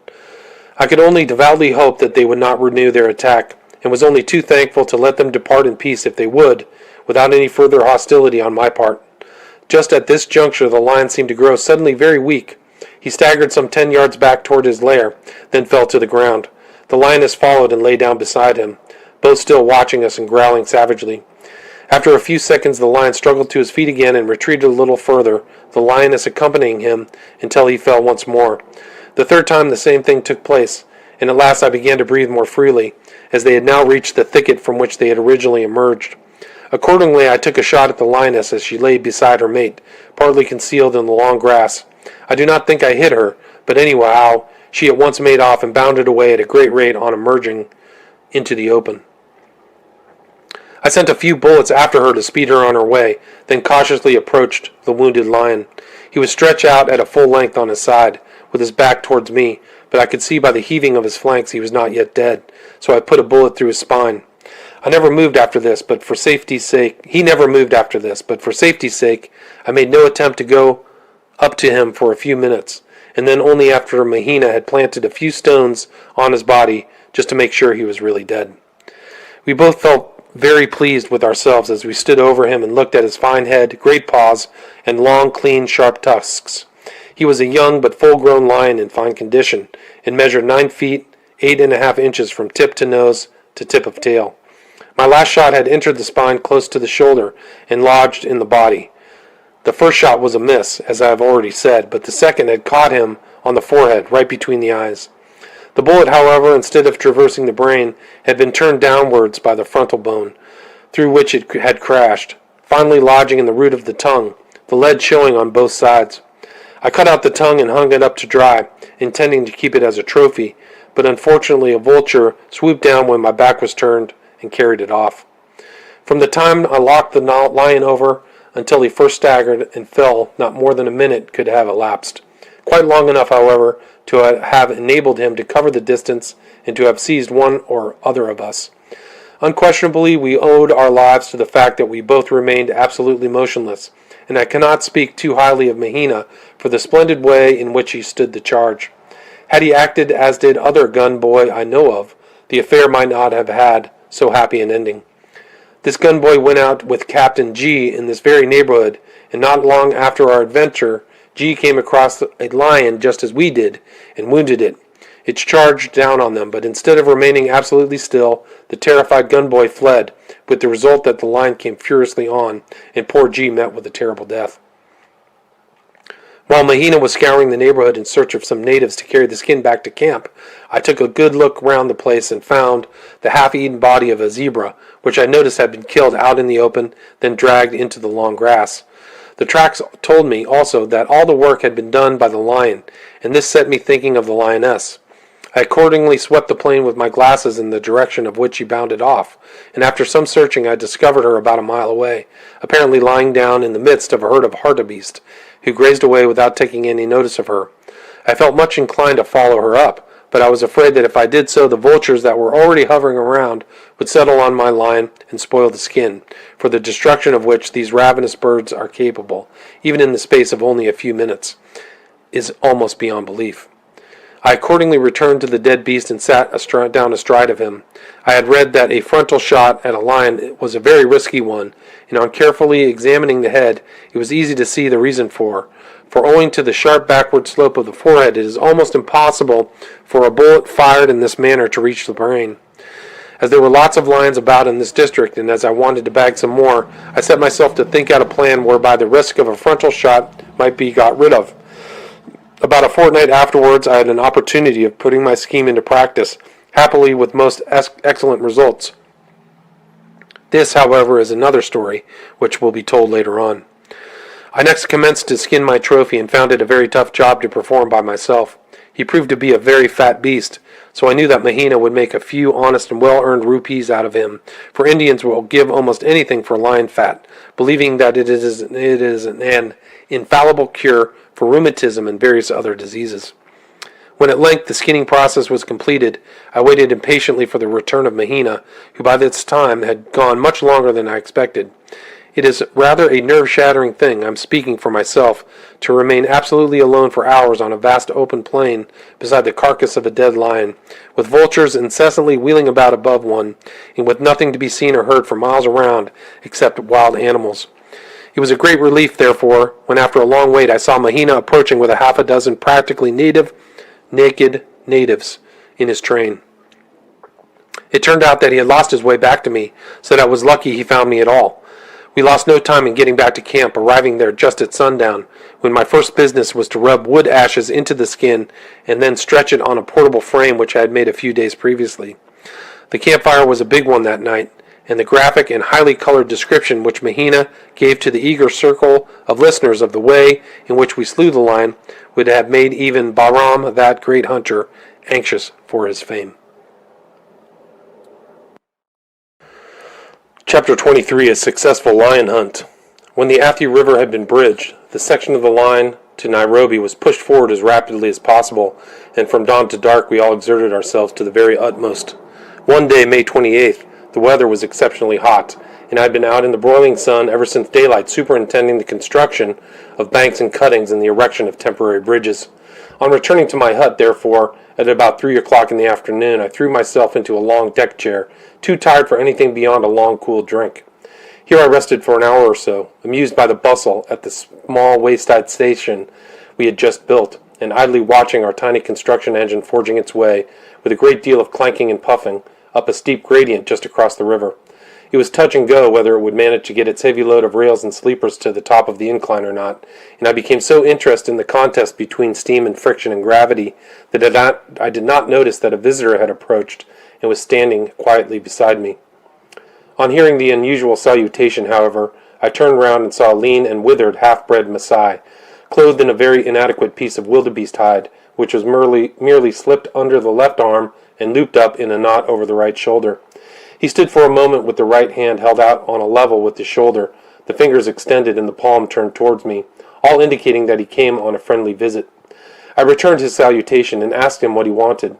Before answering, he dropped down on his heels, his old bones cracking as he did so. "I want to lead the great master to 2 lions," he said. "They have just killed a zebra and are now devouring it." On hearing this, I straightway forgot that I had already done a hard day's work in the full blaze of an equatorial sun. I forgot that I was tired and hungry.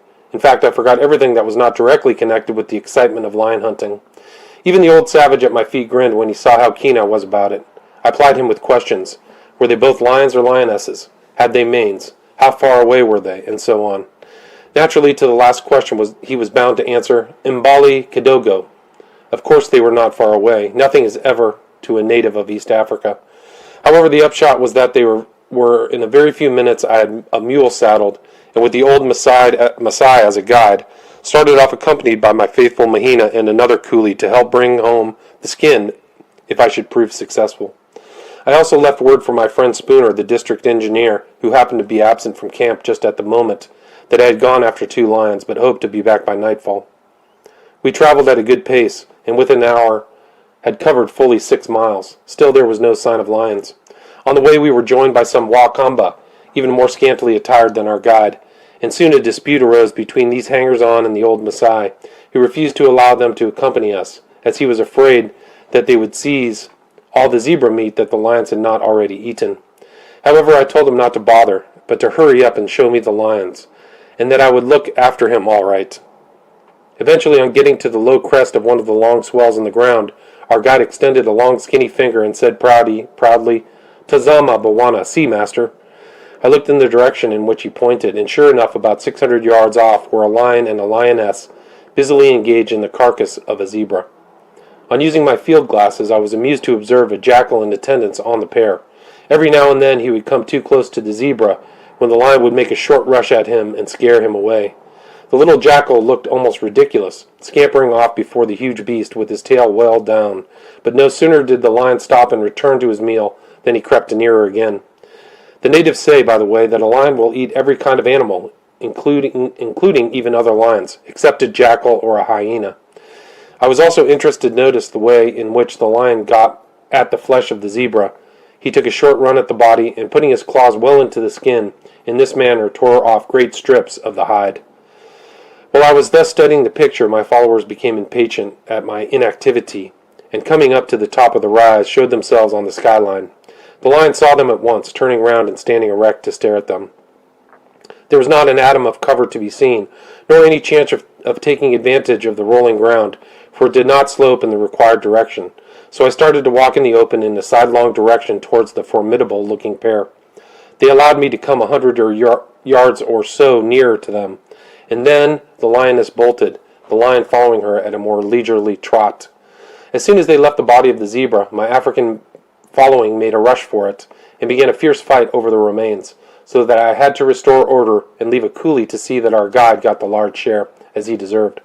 In the meantime, the lion, hearing the noise of the squabble, halted on the crest of the hill to take a deliberate look at me, and then disappeared over the brow. I jumped onto my mule and galloped as hard as I could after him, and luckily found the pair still in sight when I reached the top of the rise.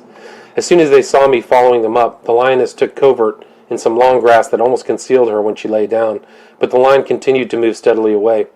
Accordingly, I made for a point which would bring me about 200 yards to the right of the lioness, and which would leave a deep natural hollow between us, so as to give me a better chance, in the event of a charge, of bowling her over as she came up the rise towards me. I could plainly make out her light-colored form in the grass, and took careful aim and fired. In an instant she was kicking on her back and tossing about, evidently hard hit. In a few seconds more she lay perfectly still, and I saw that she was dead. I now turned my attention to the lion, who meanwhile had disappeared over another rise. By this time Mahina and the other Indian, with 3 or 4 of the disappointed Wakamba, had come up, so we started off in a body in pursuit of him. I felt sure that he was lurking somewhere in the grass not far off, and I knew that I could depend upon the native eye to find him if he showed so much as the tip of his ear. Nor was I disappointed, for we had scarcely topped the next rise when one of the Wakamba spotted the dark brown head of the brute as he raised it for an instant above the grass in order to watch us. We pretended not to have seen him, however, and advanced to within 200 yards or so, when, as he seemed to be getting uneasy, I thought it best to risk a shot even at this range. I put up the 200-yard sight, and the bullet fell short, but the lion never moved. Raising the sight another 50 yards, I rested the rifle on Mahina's back for the next shot, and again missed. Fortunately, however, the lion still remained quiet. I then decided to put into practice the scheme I had thought out the day I sat astride the lion I had killed on the Kapiti plain. So I told all my followers to move off to the right, taking the mule with them, and to make a half circle round the animal, while I lay motionless in the grass and waited. The ruse succeeded admirably, for as the men moved round, so did the lion, offering me at last a splendid shoulder shot. I took very careful, steady aim and fired, with the result that he rolled over and over. Then he made 1 or 2 attempts to get up, but failed. I then ran up to within a few yards of him, and, helpless as he was with a bullet through both shoulders, he was still game, and twisted round so as to face me, giving vent all the time to savage growls.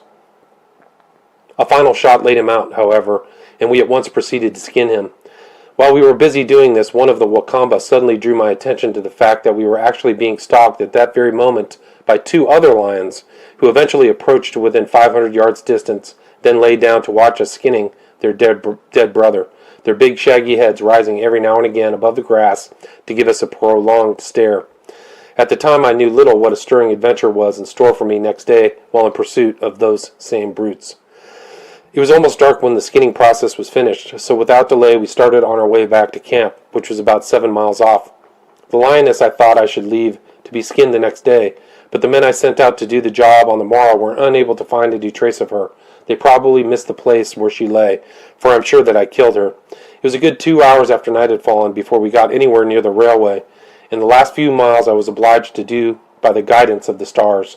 Tramping over the plain on a pitch-dark night, with lions and rhino all about, was by no means pleasant work, and I heartily wished myself and my men safely back in camp. Indeed, I was beginning to think that I must have lost my bearings and was getting anxious about it, when to my relief I heard a rifle shot about a half a mile ahead of us. I guessed at once that it was fired by my good friend Spooner in order to guide me, so I gave a reply signal, and on getting to the top of the next rise, I saw the plain in front of me, all twinkling with lights. When he found that I had not returned by nightfall, Spooner had become nervous about me, and fearing that I had met with some mishap, had come out with a number of the workmen in camp to search for me in the direction I had taken in the afternoon.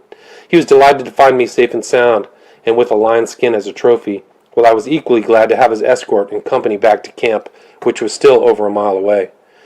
When we had settled down comfortably to dinner that night, I fired Spooner's sporting ardor by telling him of the fine pair of lions who had watched us skinning their companion, and we agreed at once to go out the next day and try to bag them both.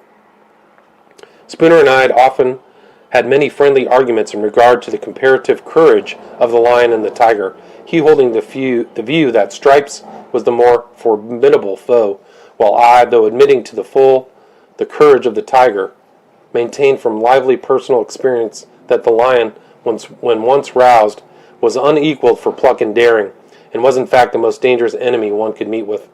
He may at times slink off and not show fight, but get him in the mood or wound him, and only his death or yours will end the fray. That at least was my experience of the East African lions. I think that Spooner has now come round to my opinion, his conversion taking place the next day in a very melancholy manner. Chapter 24. Bhuta's Last Shikar. Long after I had retired to rest that night, I lay awake listening to roar answering roar in every direction round our camp, and realized that we were indeed in the midst of a favorable haunt of the king of beasts. It is one thing to hear a lion in captivity, when one knows he is safe behind iron bars, but quite another to listen to him when he is ramping around in the vicinity of one's fragile tent, with which a single blow he could tear to pieces. Still, all this roaring was of good omen for the next day's sport. According to our overnight arrangement, we were up betimes in the morning, but as there was a great deal of work to be done before we could get away, it was quite midday before we made ready to start. I ought to mention, before going further, that as a rule Spooner declined my company on shooting trips, as he was convinced that I should get scuppered sooner or later if I persisted in going after lions with a pop gun, as he contemptuously termed my 30-03. Indeed, this was rather a bone of contention between us, he being a firm believer, and rightly, in a heavy weapon for big and dangerous game, while I always did my best to defend the 30-03, which I was in the habit of using. On this occasion we effected a compromise for the day, accepting the loan of a spare 12-bore rifle as a second gun in case I should get to close quarters.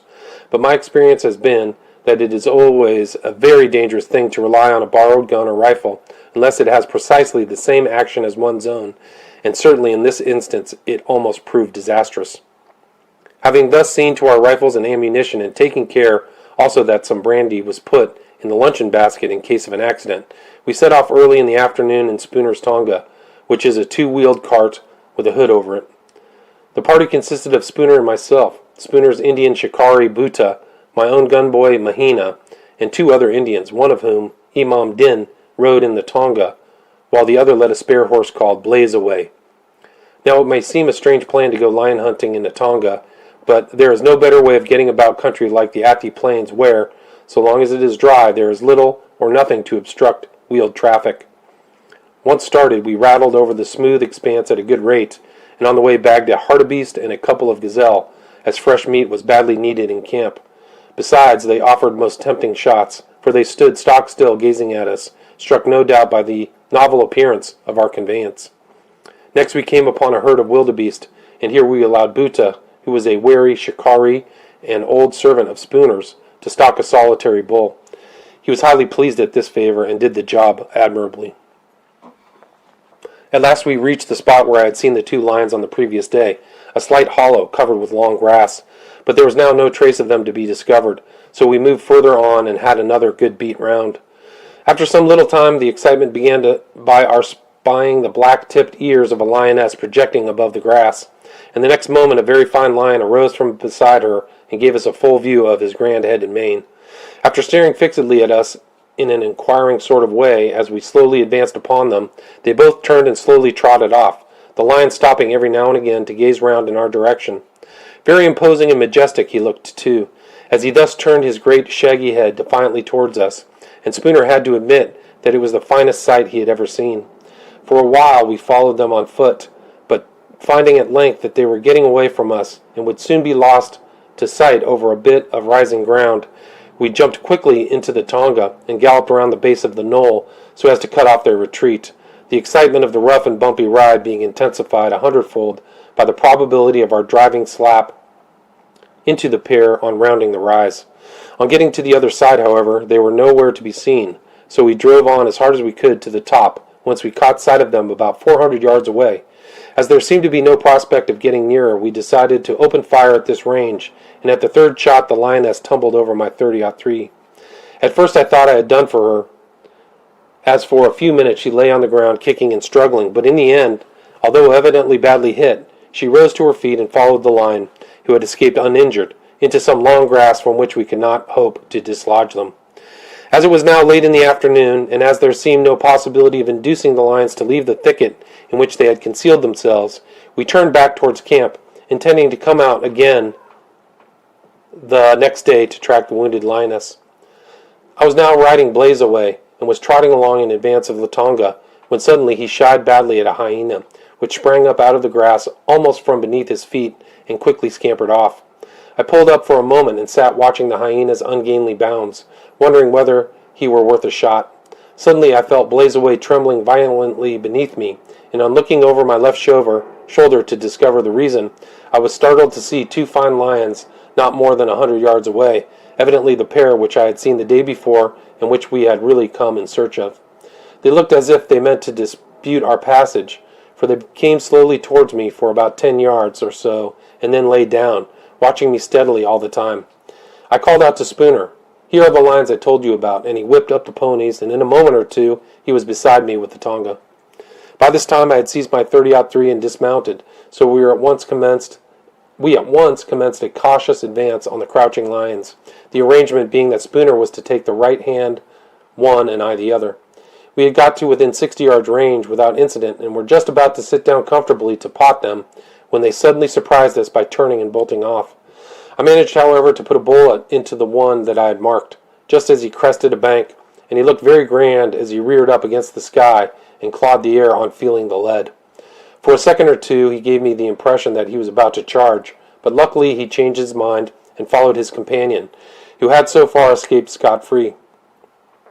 I immediately mounted Blazeaway and galloped off in hot pursuit, and after about a half a mile of very stiff going got up with them once more. Finding now that they could not get away, they halted, came to bay, then charged down upon me, the wounded lion leading. I had left my rifle behind, so all I could do was to turn and fly as fast as Blazeaway could go, praying inwardly the while that he would not put his foot into a hole. When the lions saw that they were unable to overtake me, they gave up the chase and lay down again, the wounded one being about 200 yards in front of the other. At once I pulled up too, and then went back a little way, keeping a careful eye upon them. And I continued these tactics of riding up and down at a respectful distance until Spooner came up with the rifles, when we renewed the attack. As a first measure, I thought it advisable to disable the unhurt lion if possible, and still using the .30-03, I got him with the second shot at a range of about 300 yards. He seemed badly hit, for he sprang into the air and apparently fell heavily. I then exchanged my .30-03 for Spooner's spare 12-bore rifle, and we turned our attention to the nearer lion, who all this time had been lying perfectly still, watching our movements closely, and evidently just waiting to be down upon us the moment we came within charging distance.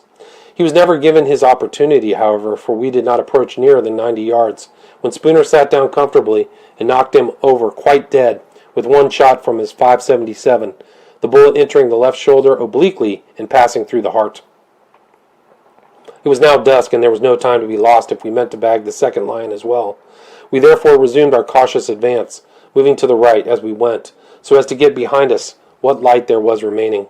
The lion, of course, twisted round in the grass in such a way as always to keep facing us, and looked very ferocious, so that I was convinced that unless he were entirely disabled by the first shot, he would be down on us like a whirlwind. All the same, I felt confident that, even in this event, one of us would succeed in stopping him before he could do any damage, but in this I was unfortunately to be proven mistaken.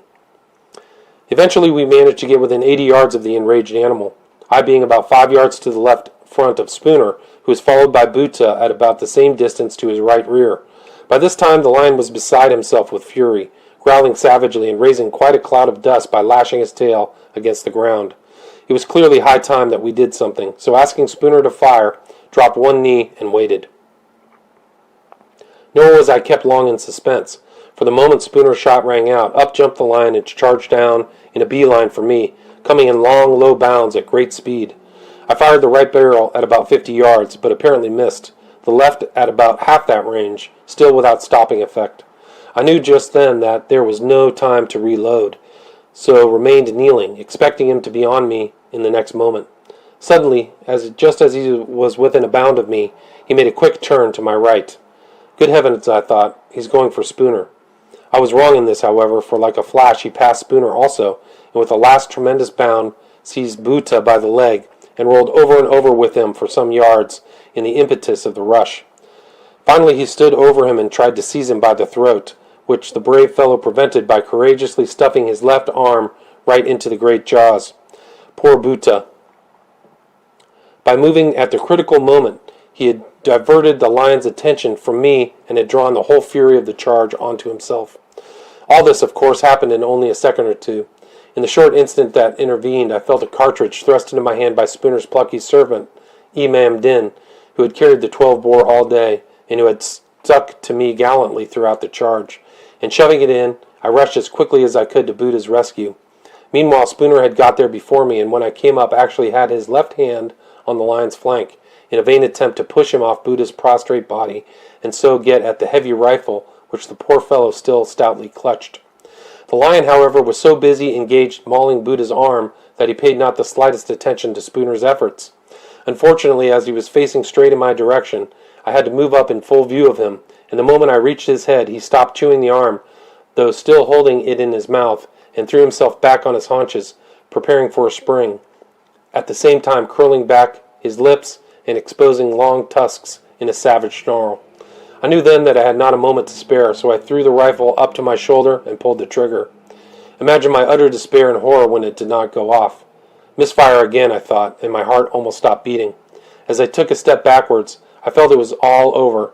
No, for he would never give me time to extract the cartridge and load again.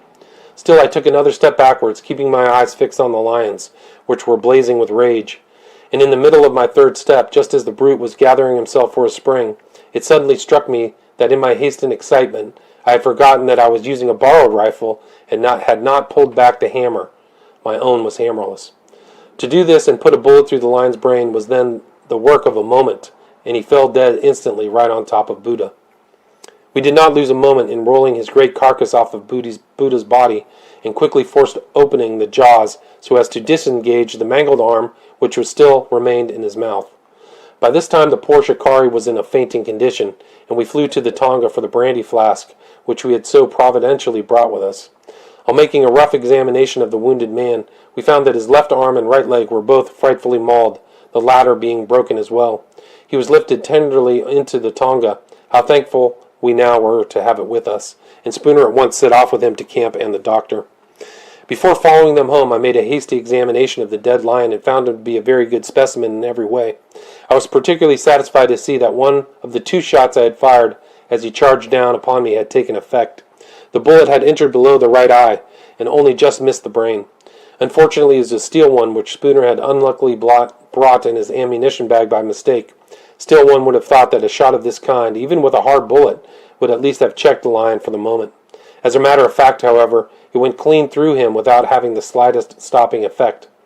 My last bullet, which was of soft lead, had entered close to the right eye and embedded itself in the brain.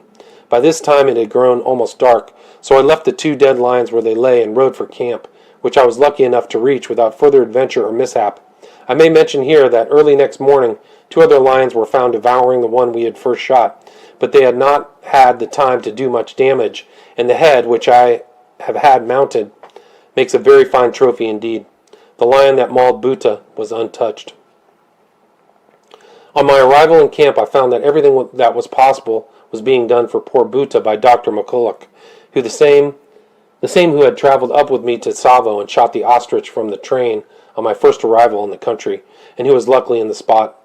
His wounds had been skillfully dressed, the broken leg put in splints, and under the influence of a soothing draught, the poor fellow was soon sleeping peacefully. At first we had great hope of saving both life and limb, and certainly for some days he seemed to be getting on as well as could be expected. The wounds, however, were very bad ones, especially those on the leg where the long tusks had met through and through the flesh, leaving over a dozen deep tooth marks. The arm, though dreadfully mauled, soon healed. It was wonderful to notice how cheerfully the old shikari bore it all, and a pleasure to listen of his tale of how he would have his revenge on the whole tribe of lions as soon as he was able to get about again. But alas, his shikar was over. The leg got rapidly worse, and mortification setting in, it had to be amputated halfway up the thigh. Dr. Winston Waters performed the operation most skillfully, and curiously enough the operating table was canopied with the skin of the lion which had been responsible for the injury. Buta made a good recovery from the operation, but seemed to lose heart when he found that he had only one leg left, as according to his ideas he had now but a poor chance of being allowed to enter heaven. We did all that was possible for him, and Spooner especially could not have looked after a brother more tenderly. But to our great sorrow he sank gradually and died on July 19th. The hunt, which had such a disastrous sequel, proved to be the last occasion on which I had met a lion in the open, as we got out of the hunting country shortly afterwards, and for the rest of my stay in East Africa I had too much work to do to be able to go any distance in search of big game.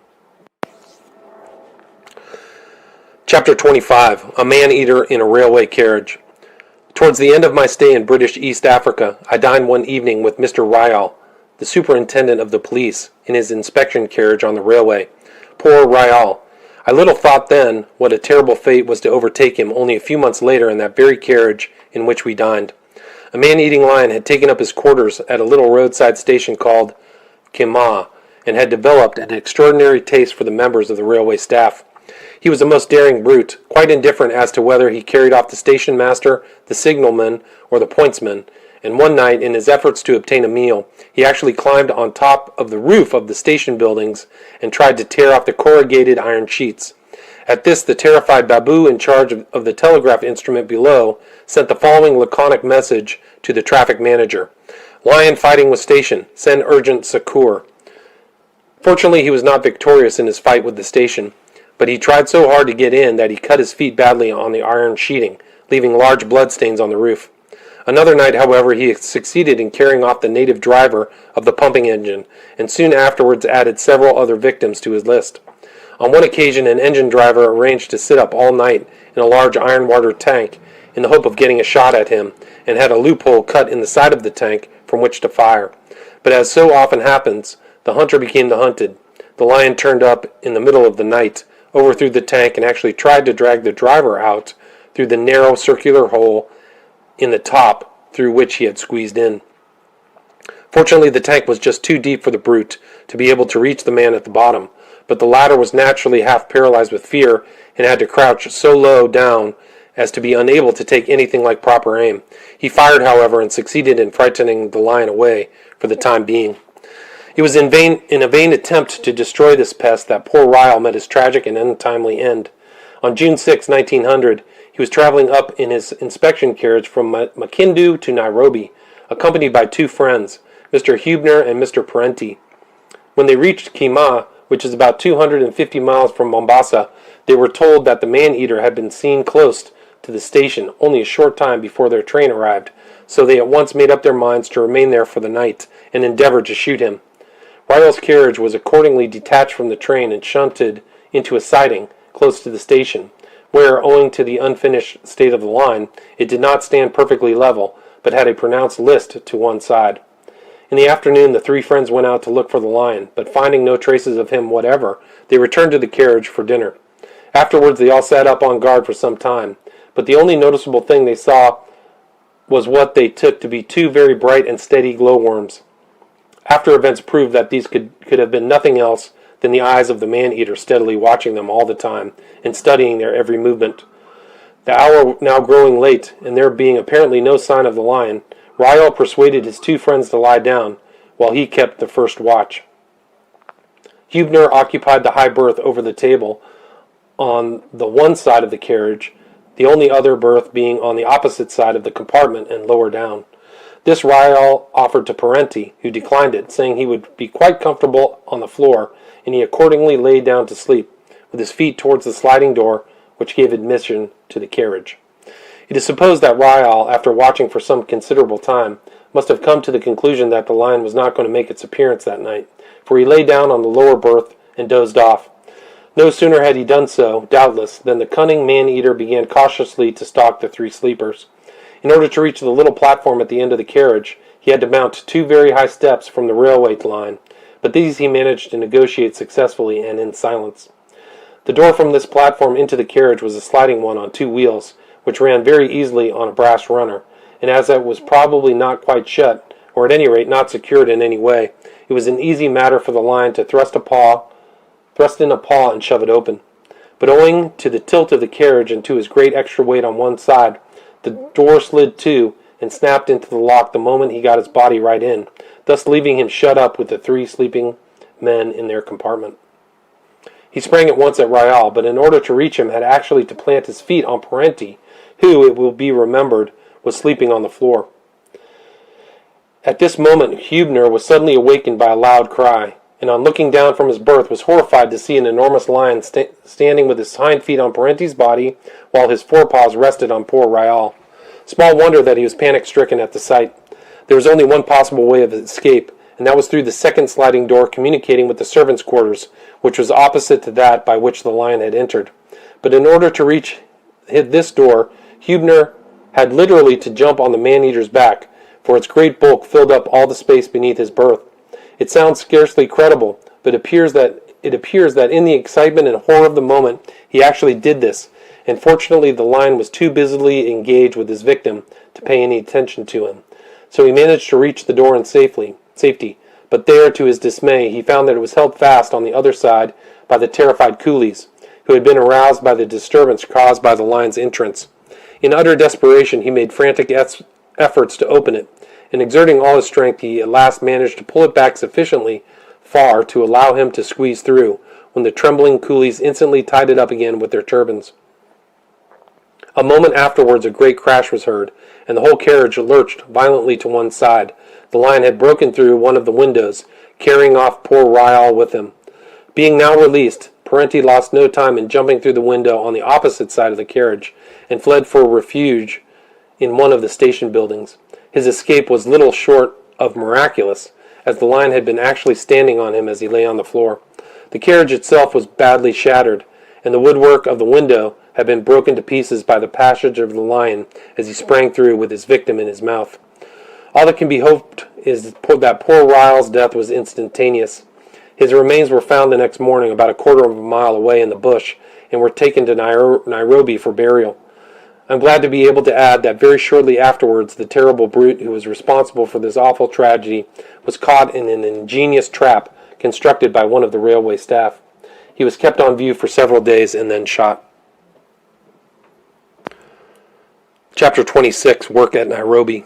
Although the lion which caused poor Buta's death was the last I managed to shoot in East Africa, I saw several others afterwards while traveling up and down the line at different times on construction work. In particular, I remember one very curious incident which happened early in the morning of June 2nd, when I was traveling towards Nairobi, accompanied by Dr. McCulloch.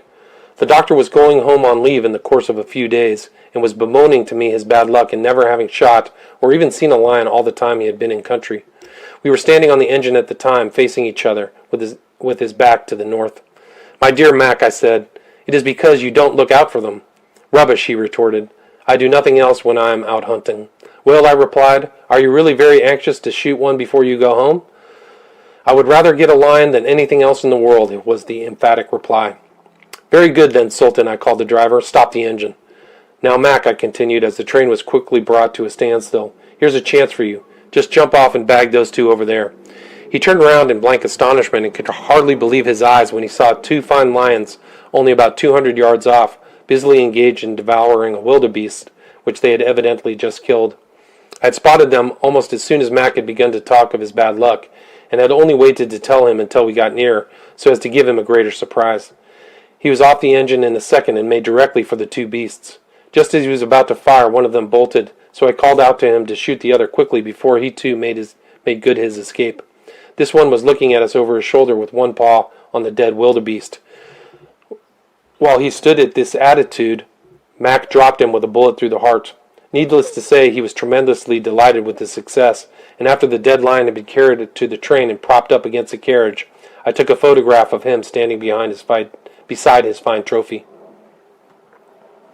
3 days after this incident, Railhead reached Nairobi, and I was given charge of the new division of the line of Nairobi, was to be the headquarters of the railway administration, so there was an immense amount of work to be done in converting an absolutely bare plain 327 miles from the nearest place where even a nail could be purchased into a busy railway center. Roads and bridges had to be constructed, houses and workshops built, turntables and station quarters erected, a water supply laid on, and 101 other things done which go to the making of a railway township. Wonderfully soon, however, the nucleus of the present town began to take shape, and a thriving bazaar sprang into existence with a mushroom-like growth. In this, however, a case or two of plague broke out before very long, so I gave the natives and Indians who inhabited it an hour's notice to clear out, and on my own responsibility promptly burned the whole place to the ground. For this somewhat arbitrary proceeding I was mildly called over the coals, as I expected, but all the same it effectually stamped out the plague, which did not reappear during the time I was in the country. With a little persuasion I managed to induce several hundred of the Wa-Kikiyu, in whose country we now were, to come and work at Nairobi, and very useful and capable they proved themselves after a little training. They frequently brought me in word that the shambas, or plantations, at the back of the hill on which my camp was pitched, were being destroyed by elephants, but unfortunately I could never spare time to go out in quest of them. On one occasion, however, I passed the news to my friend, Dr. Winston Waters, with the result that he had a most exciting adventure with a big bull elephant. He set out in quest for the predator, and guided by a few of the Wa-Kikuyu, soon came upon him hidden among some shady trees. Waters was a great believer in a close shot, so he stalked up to within a few yards of the animal and then fired his .577, aiming for the heart. The elephant responded by a prompt and determined charge, and although Waters quickly let him have the left barrel as well, it proved of no effect, and on he came, screaming and trumpeting with rage. There was nothing for it, therefore, but to fly for dear life, so down a path raced Waters, for all he was worth, the elephant giving vigorous chase and gaining rapidly. In a few seconds matters began to look very serious for the sportsman, for the huge monster was almost on him, but at the critical moment he stepped onto the false cover of a carefully concealed game pit and disappeared from view as if by magic. This sudden descent of his enemy, apparently into the bowels of the earth, so startled the elephant that he stopped short in his career and made off into the jungle. As for Waters, he was luckily none the worse for his fall, as the pit was neither staked at the bottom or very deep. He soon scrambled out, and following up the wounded elephant, succeeded in finishing him off without further trouble. Towards the end of 1899, I left for England. A few days before I started, all my Wa-Kikuyu children, as they called themselves, came in body and begged to be taken with me. I pictured to them the cold, wet climate of England, and its great distance from their native land, but they assured me that these were nothing to them, as they only wished to continue my children and to go wherever I went. I could hardly imagine myself arriving in London with a bodyguard of 400 more or less naked savages, but it is only with difficulty that I persuaded them that they had better remain in their own country. The ever-faithful Mahina, my boy Roshan Khan, my honest Chowdhury Mian, and a few other coolies who had been a long time with me accompanied me to the coast, where they bade me a sorrowful farewell and left for India the day before I sailed on my homeward journey. Chapter 27, The Finding of the New Eland. During the early part of last year, 1906, I revisited the scene of my former labors and adventures on a shooting trip. Unfortunately, the train by which I traveled up from Mombasa reached Tsavo at midnight, but all the same I got out and prowled about as long as time would permit, half wondering every moment if the ghosts of the two man-eaters would spring at me out of the bushes. I wanted very much to spend a day or two in the old place, but my companions were anxious to push on as quickly as possible to better hunting grounds. I took the trouble, however, to wake them out of their peaceful slumbers in order to point out to them by the pale moonlight the strength and beauty of the Tsavo Bridge. But I fear this delicate little attention was scarcely appreciated as it deserved. Naturally, I could not expect them or anyone else to view the bridge quite from my point of view. I looked on it as a child of mine, brought up through stress and danger and troubles of all kinds. But the ordinary traveler, of course, knows nothing of this, and doubtless thinks it only a very commonplace and insignificant structure indeed. We spent a few days at Nairobi, now a flourishing town of some 6,000 inhabitants, supplied with every modern comfort and luxury, including a well-laid-out racecourse, and after a short trip to Lake Victoria, Nyanza, and Uganda, we made our way back to Eldama Ravine, which lies some 20 miles north of Londiani Station in the province of Naivasha. Here we started in earnest on our big game expedition, which I am glad to say proved to be a most delightful and interesting one in every way. The country was lovely, and the climate cool and bracing. We all got a fair amount of sport, our bag including rhino, hippo, waterbuck, redbuck, reedbuck, hartebeest, wildebeest, ostrich, impala, oryx, roan antelope, etc. But for the present I must confine myself to a short account of how I was lucky enough to shoot a specimen of an entirely new race of eland. Our party of 5, including one lady who rode and shot equally straight, left the Eldama Ravine on January 22nd and trekked off in an easterly direction across the Laikipia Plateau. As the trail on which we were to take was very little known and almost impossible to follow without a guide, Mr. Foker, the district officer at the ravine, very kindly procured us a reliable man, a young Washin Gishu Masai named Uliagurma. But as he could not speak a word of Swahili, we had to engage an interpreter, an excellent cheery fellow of the same tribe named Landalu. And he in his turn possessed a kinsman who insisted on coming too, although he was no earthly use to us. Our route took us through the Solai Swamp, over the Multilo and Subuko Lultian ranges, and across many unexpected rivers and streamlets. On our first march, I noticed that Uliagurma, our Kirangozi or guide, was suffering extremely, though uncomplainingly, from earache, so I told him to come to me when we got to camp, and I could see what I could do for him. Strange to say, my doctoring proved most successful, and Uliagurma was so grateful that he spread my fame as a medicine man far and wide among the natives wherever we trekked. The consequence was that men, women, and children in every state of disease and crippledom came and besieged our camps, begging for some of the magical dawa or medicine. I used to do what I could, and only hope I did not injure many of them, but it was heart-rending to see some of the quite hopeless cases I was expected to cure.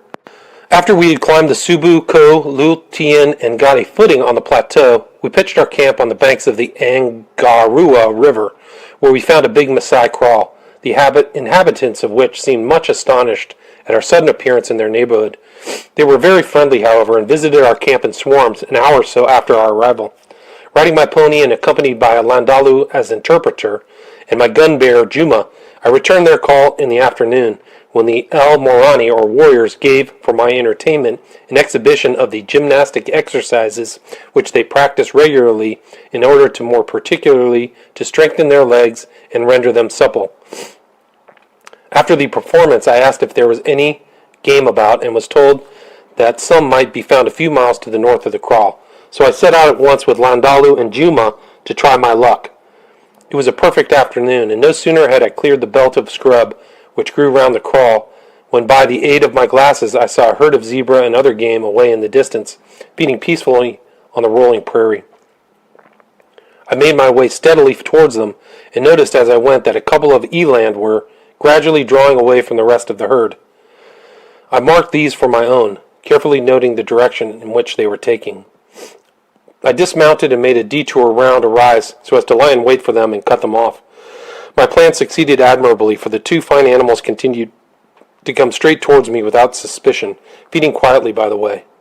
When they got to within 80 yards or so, I picked out the bigger head and was only waiting for him to make a slight turn before pulling the trigger, when bang went the heavy rifle of one of my companions about a half-mile away. In an instant, the two eland had bounded off, and I decided not to risk a shot, in the hope that they would soon settle down again and give me another chance. Mentally blessing my friend for firing at this untimely moment, I watched them make for a belt of wood about a mile further on, hoping against hope that they would remain on the near side of it. No such luck, however, for they plunged into it and were quickly swallowed up out of my sight. Running to my pony, which Landalu had dexterously brought up, I galloped in the direction of the spot in the trees where the eland had disappeared, but imagine my vexation when I found that I had to pull up sharp on the edge of a nasty-looking swamp, which at first sight appeared too boggy and treacherous to attempt to cross. I rode up and down it without being able to find anything like a really safe crossing place, so in desperation I at last determined to take the risk of crossing it along an old rhino path where the reeds were flattened down. My pony floundered bravely through and eventually succeeded in getting safely to the other side. I then made my way cautiously through the bolt of trees and was relieved to find that it was only half a mile or so broad. I dismounted as I neared the further side, and tying my pony to a tree, crept quietly forward, expecting to see the eland not far off. But to my disappointment, there was no trace of game or any kind on the whole wide stretch of country that met my view.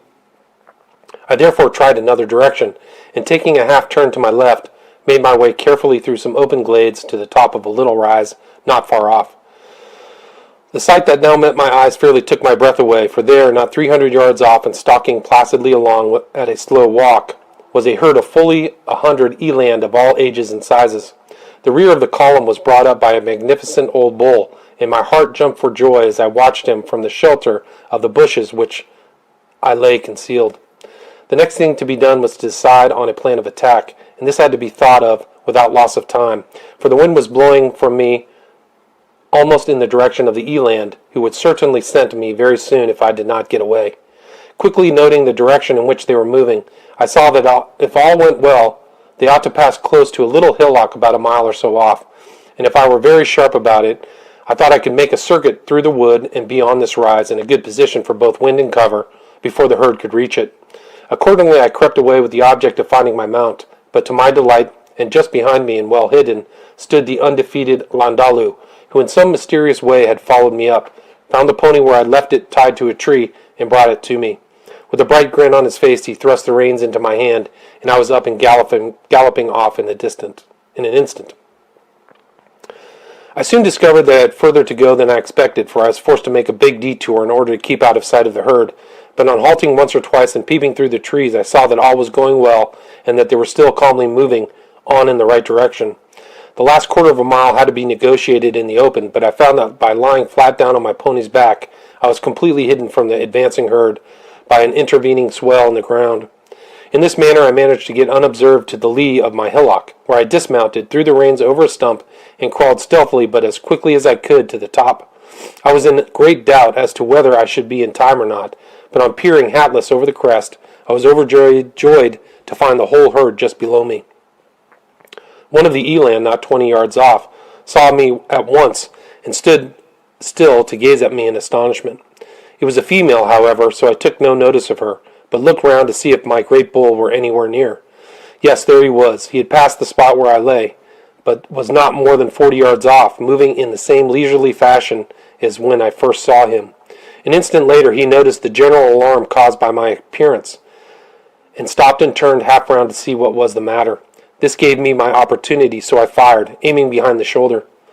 The way in which he jumped and kicked on feeling the lead told me I had hit him hard, but I got 2 more bullets into him from the magazine of my .30-03 before he managed to gain the shelter of a neighboring thicket and was lost to sight. In the meantime, the whole herd had thundered off at a full gallop, disappearing in a few minutes in a cloud of dust. I was confident that there would be little difficulty in finding the wounded eland, and on Landalu coming up, which, by the way, he did almost immediately, for he was a wonderful goer, We started to make a rough search through the thicket. Owing to the growing darkness, however, we met with no success, so I decided to return to camp, which was many miles away, and to resume the quest at daybreak the following morning. It had turned out that we were even further from home than I thought. The black night came upon us before we had covered a quarter of the distance. Fortunately, the invaluable Landalu had discovered a good crossing over the swamp, so we were able to press on at a good pace without losing any time in overcoming the obstacle. After an hour or so of hard traveling, we were delighted to see a rocket go up, fired by my friends to guide us on our way.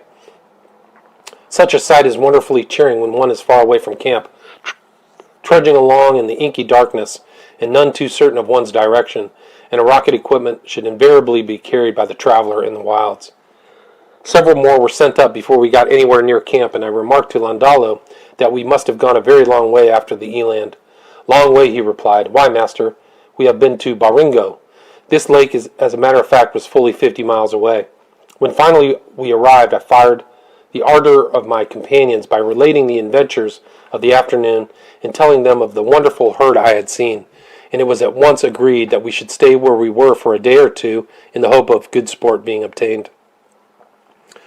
As soon as it was daylight the next morning, I sent out a party of our porters with full instructions where to find my eland, which I was sure must be lying somewhere in the thicket close to the hill from where I had shot him, and very shortly afterwards we ourselves made a start.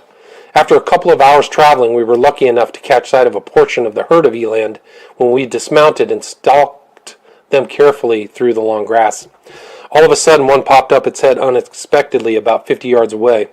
One of my companions immediately leveled his rifle at it, but from where I was I could see better than he that the head was a poor one, and so called out to him not to fire. The warning came too late, however, for at that moment he pulled the trigger. It was rather a difficult shot, too, as the body of the animal could not be seen very well, owing to the height of the grass.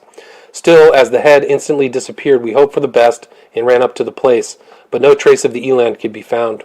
Accordingly, we pushed on again, and after a little, rested for a short time under the shade of some trees.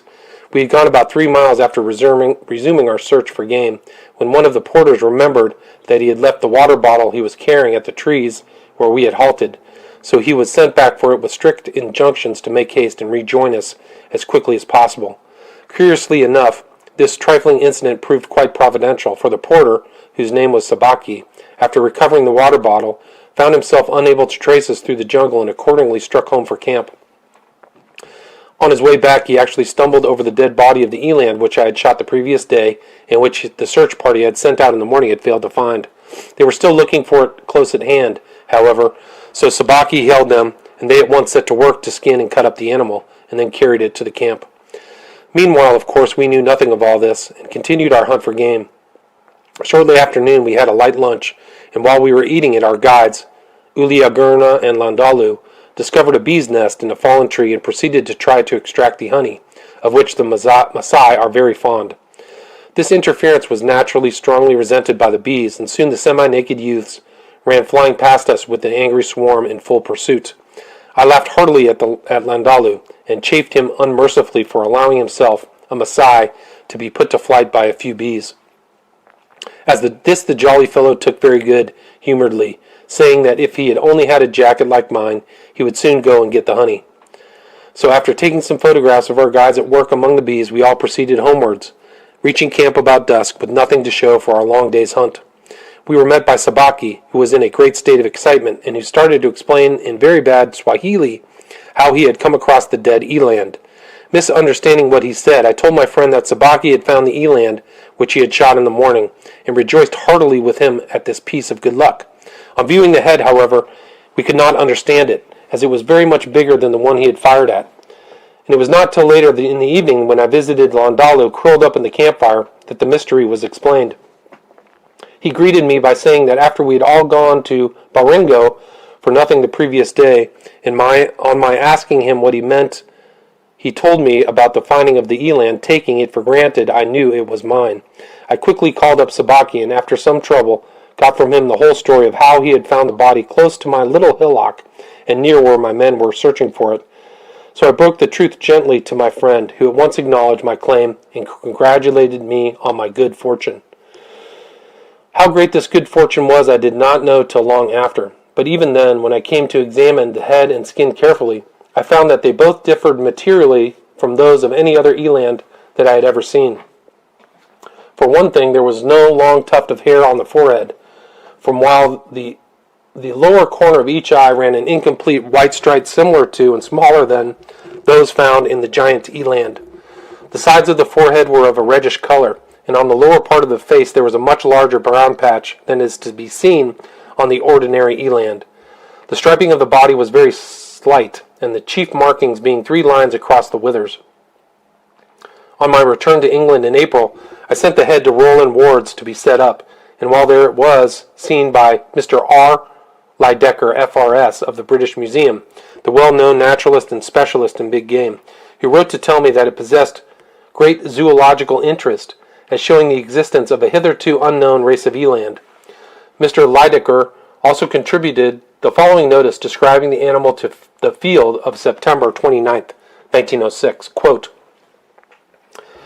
considerable interest attaches to the head of an eland killed by Colonel J. H. Patterson in Portuguese East Africa and set up by Mr. Roland Ward on account of certain peculiarities in coloring and markings, which indicate a transition from the ordinary South African animal in the direction of the great eland, Tarotragus derbianus, of the Bahar el Ghazal district in West Africa. In the striped variety, Tarotragus oryx livingstonianus, of the ordinary South African eland, the whole middle line of the face of the adult bull is uniformly dark, or even blackish-brown, with a tuft of long bushy hair on the forehead, and no right stripe from the lower angle of the eye. On the other hand, in the Sudani form of the giant eland, T. derbianus gigas, as represented by a bull figured by Mr. Rothschild in Novitiates Zoologicae for 1905, the upper part of the face has the hair rufous and shorter than in the ordinary eland, while from the lower angle of each eye a white stripe runs inwards and downwards, recalling the white chevron of the kudu, although the 2 stripes do not meet in the middle line. In Colonel Patterson's eland, which may well be designated T. oryx pattersonianus, there is an incomplete white chevron similar to, although smaller than, the one found to the giant eland, while only a narrow stripe in the middle of the line of the face above and between the eyes is a dark brown, the sides of the forehead being rufous. On the lower part of the face there is a large dark brown area than in the ordinary eland, and although there is a rufous fawn-colored patch on each side above the nostril. In both the latter respects, Colonel Patterson's specimen recalls the giant eland, although it apparently lacks the dark white border band on the side of the neck, characteristic of the latter.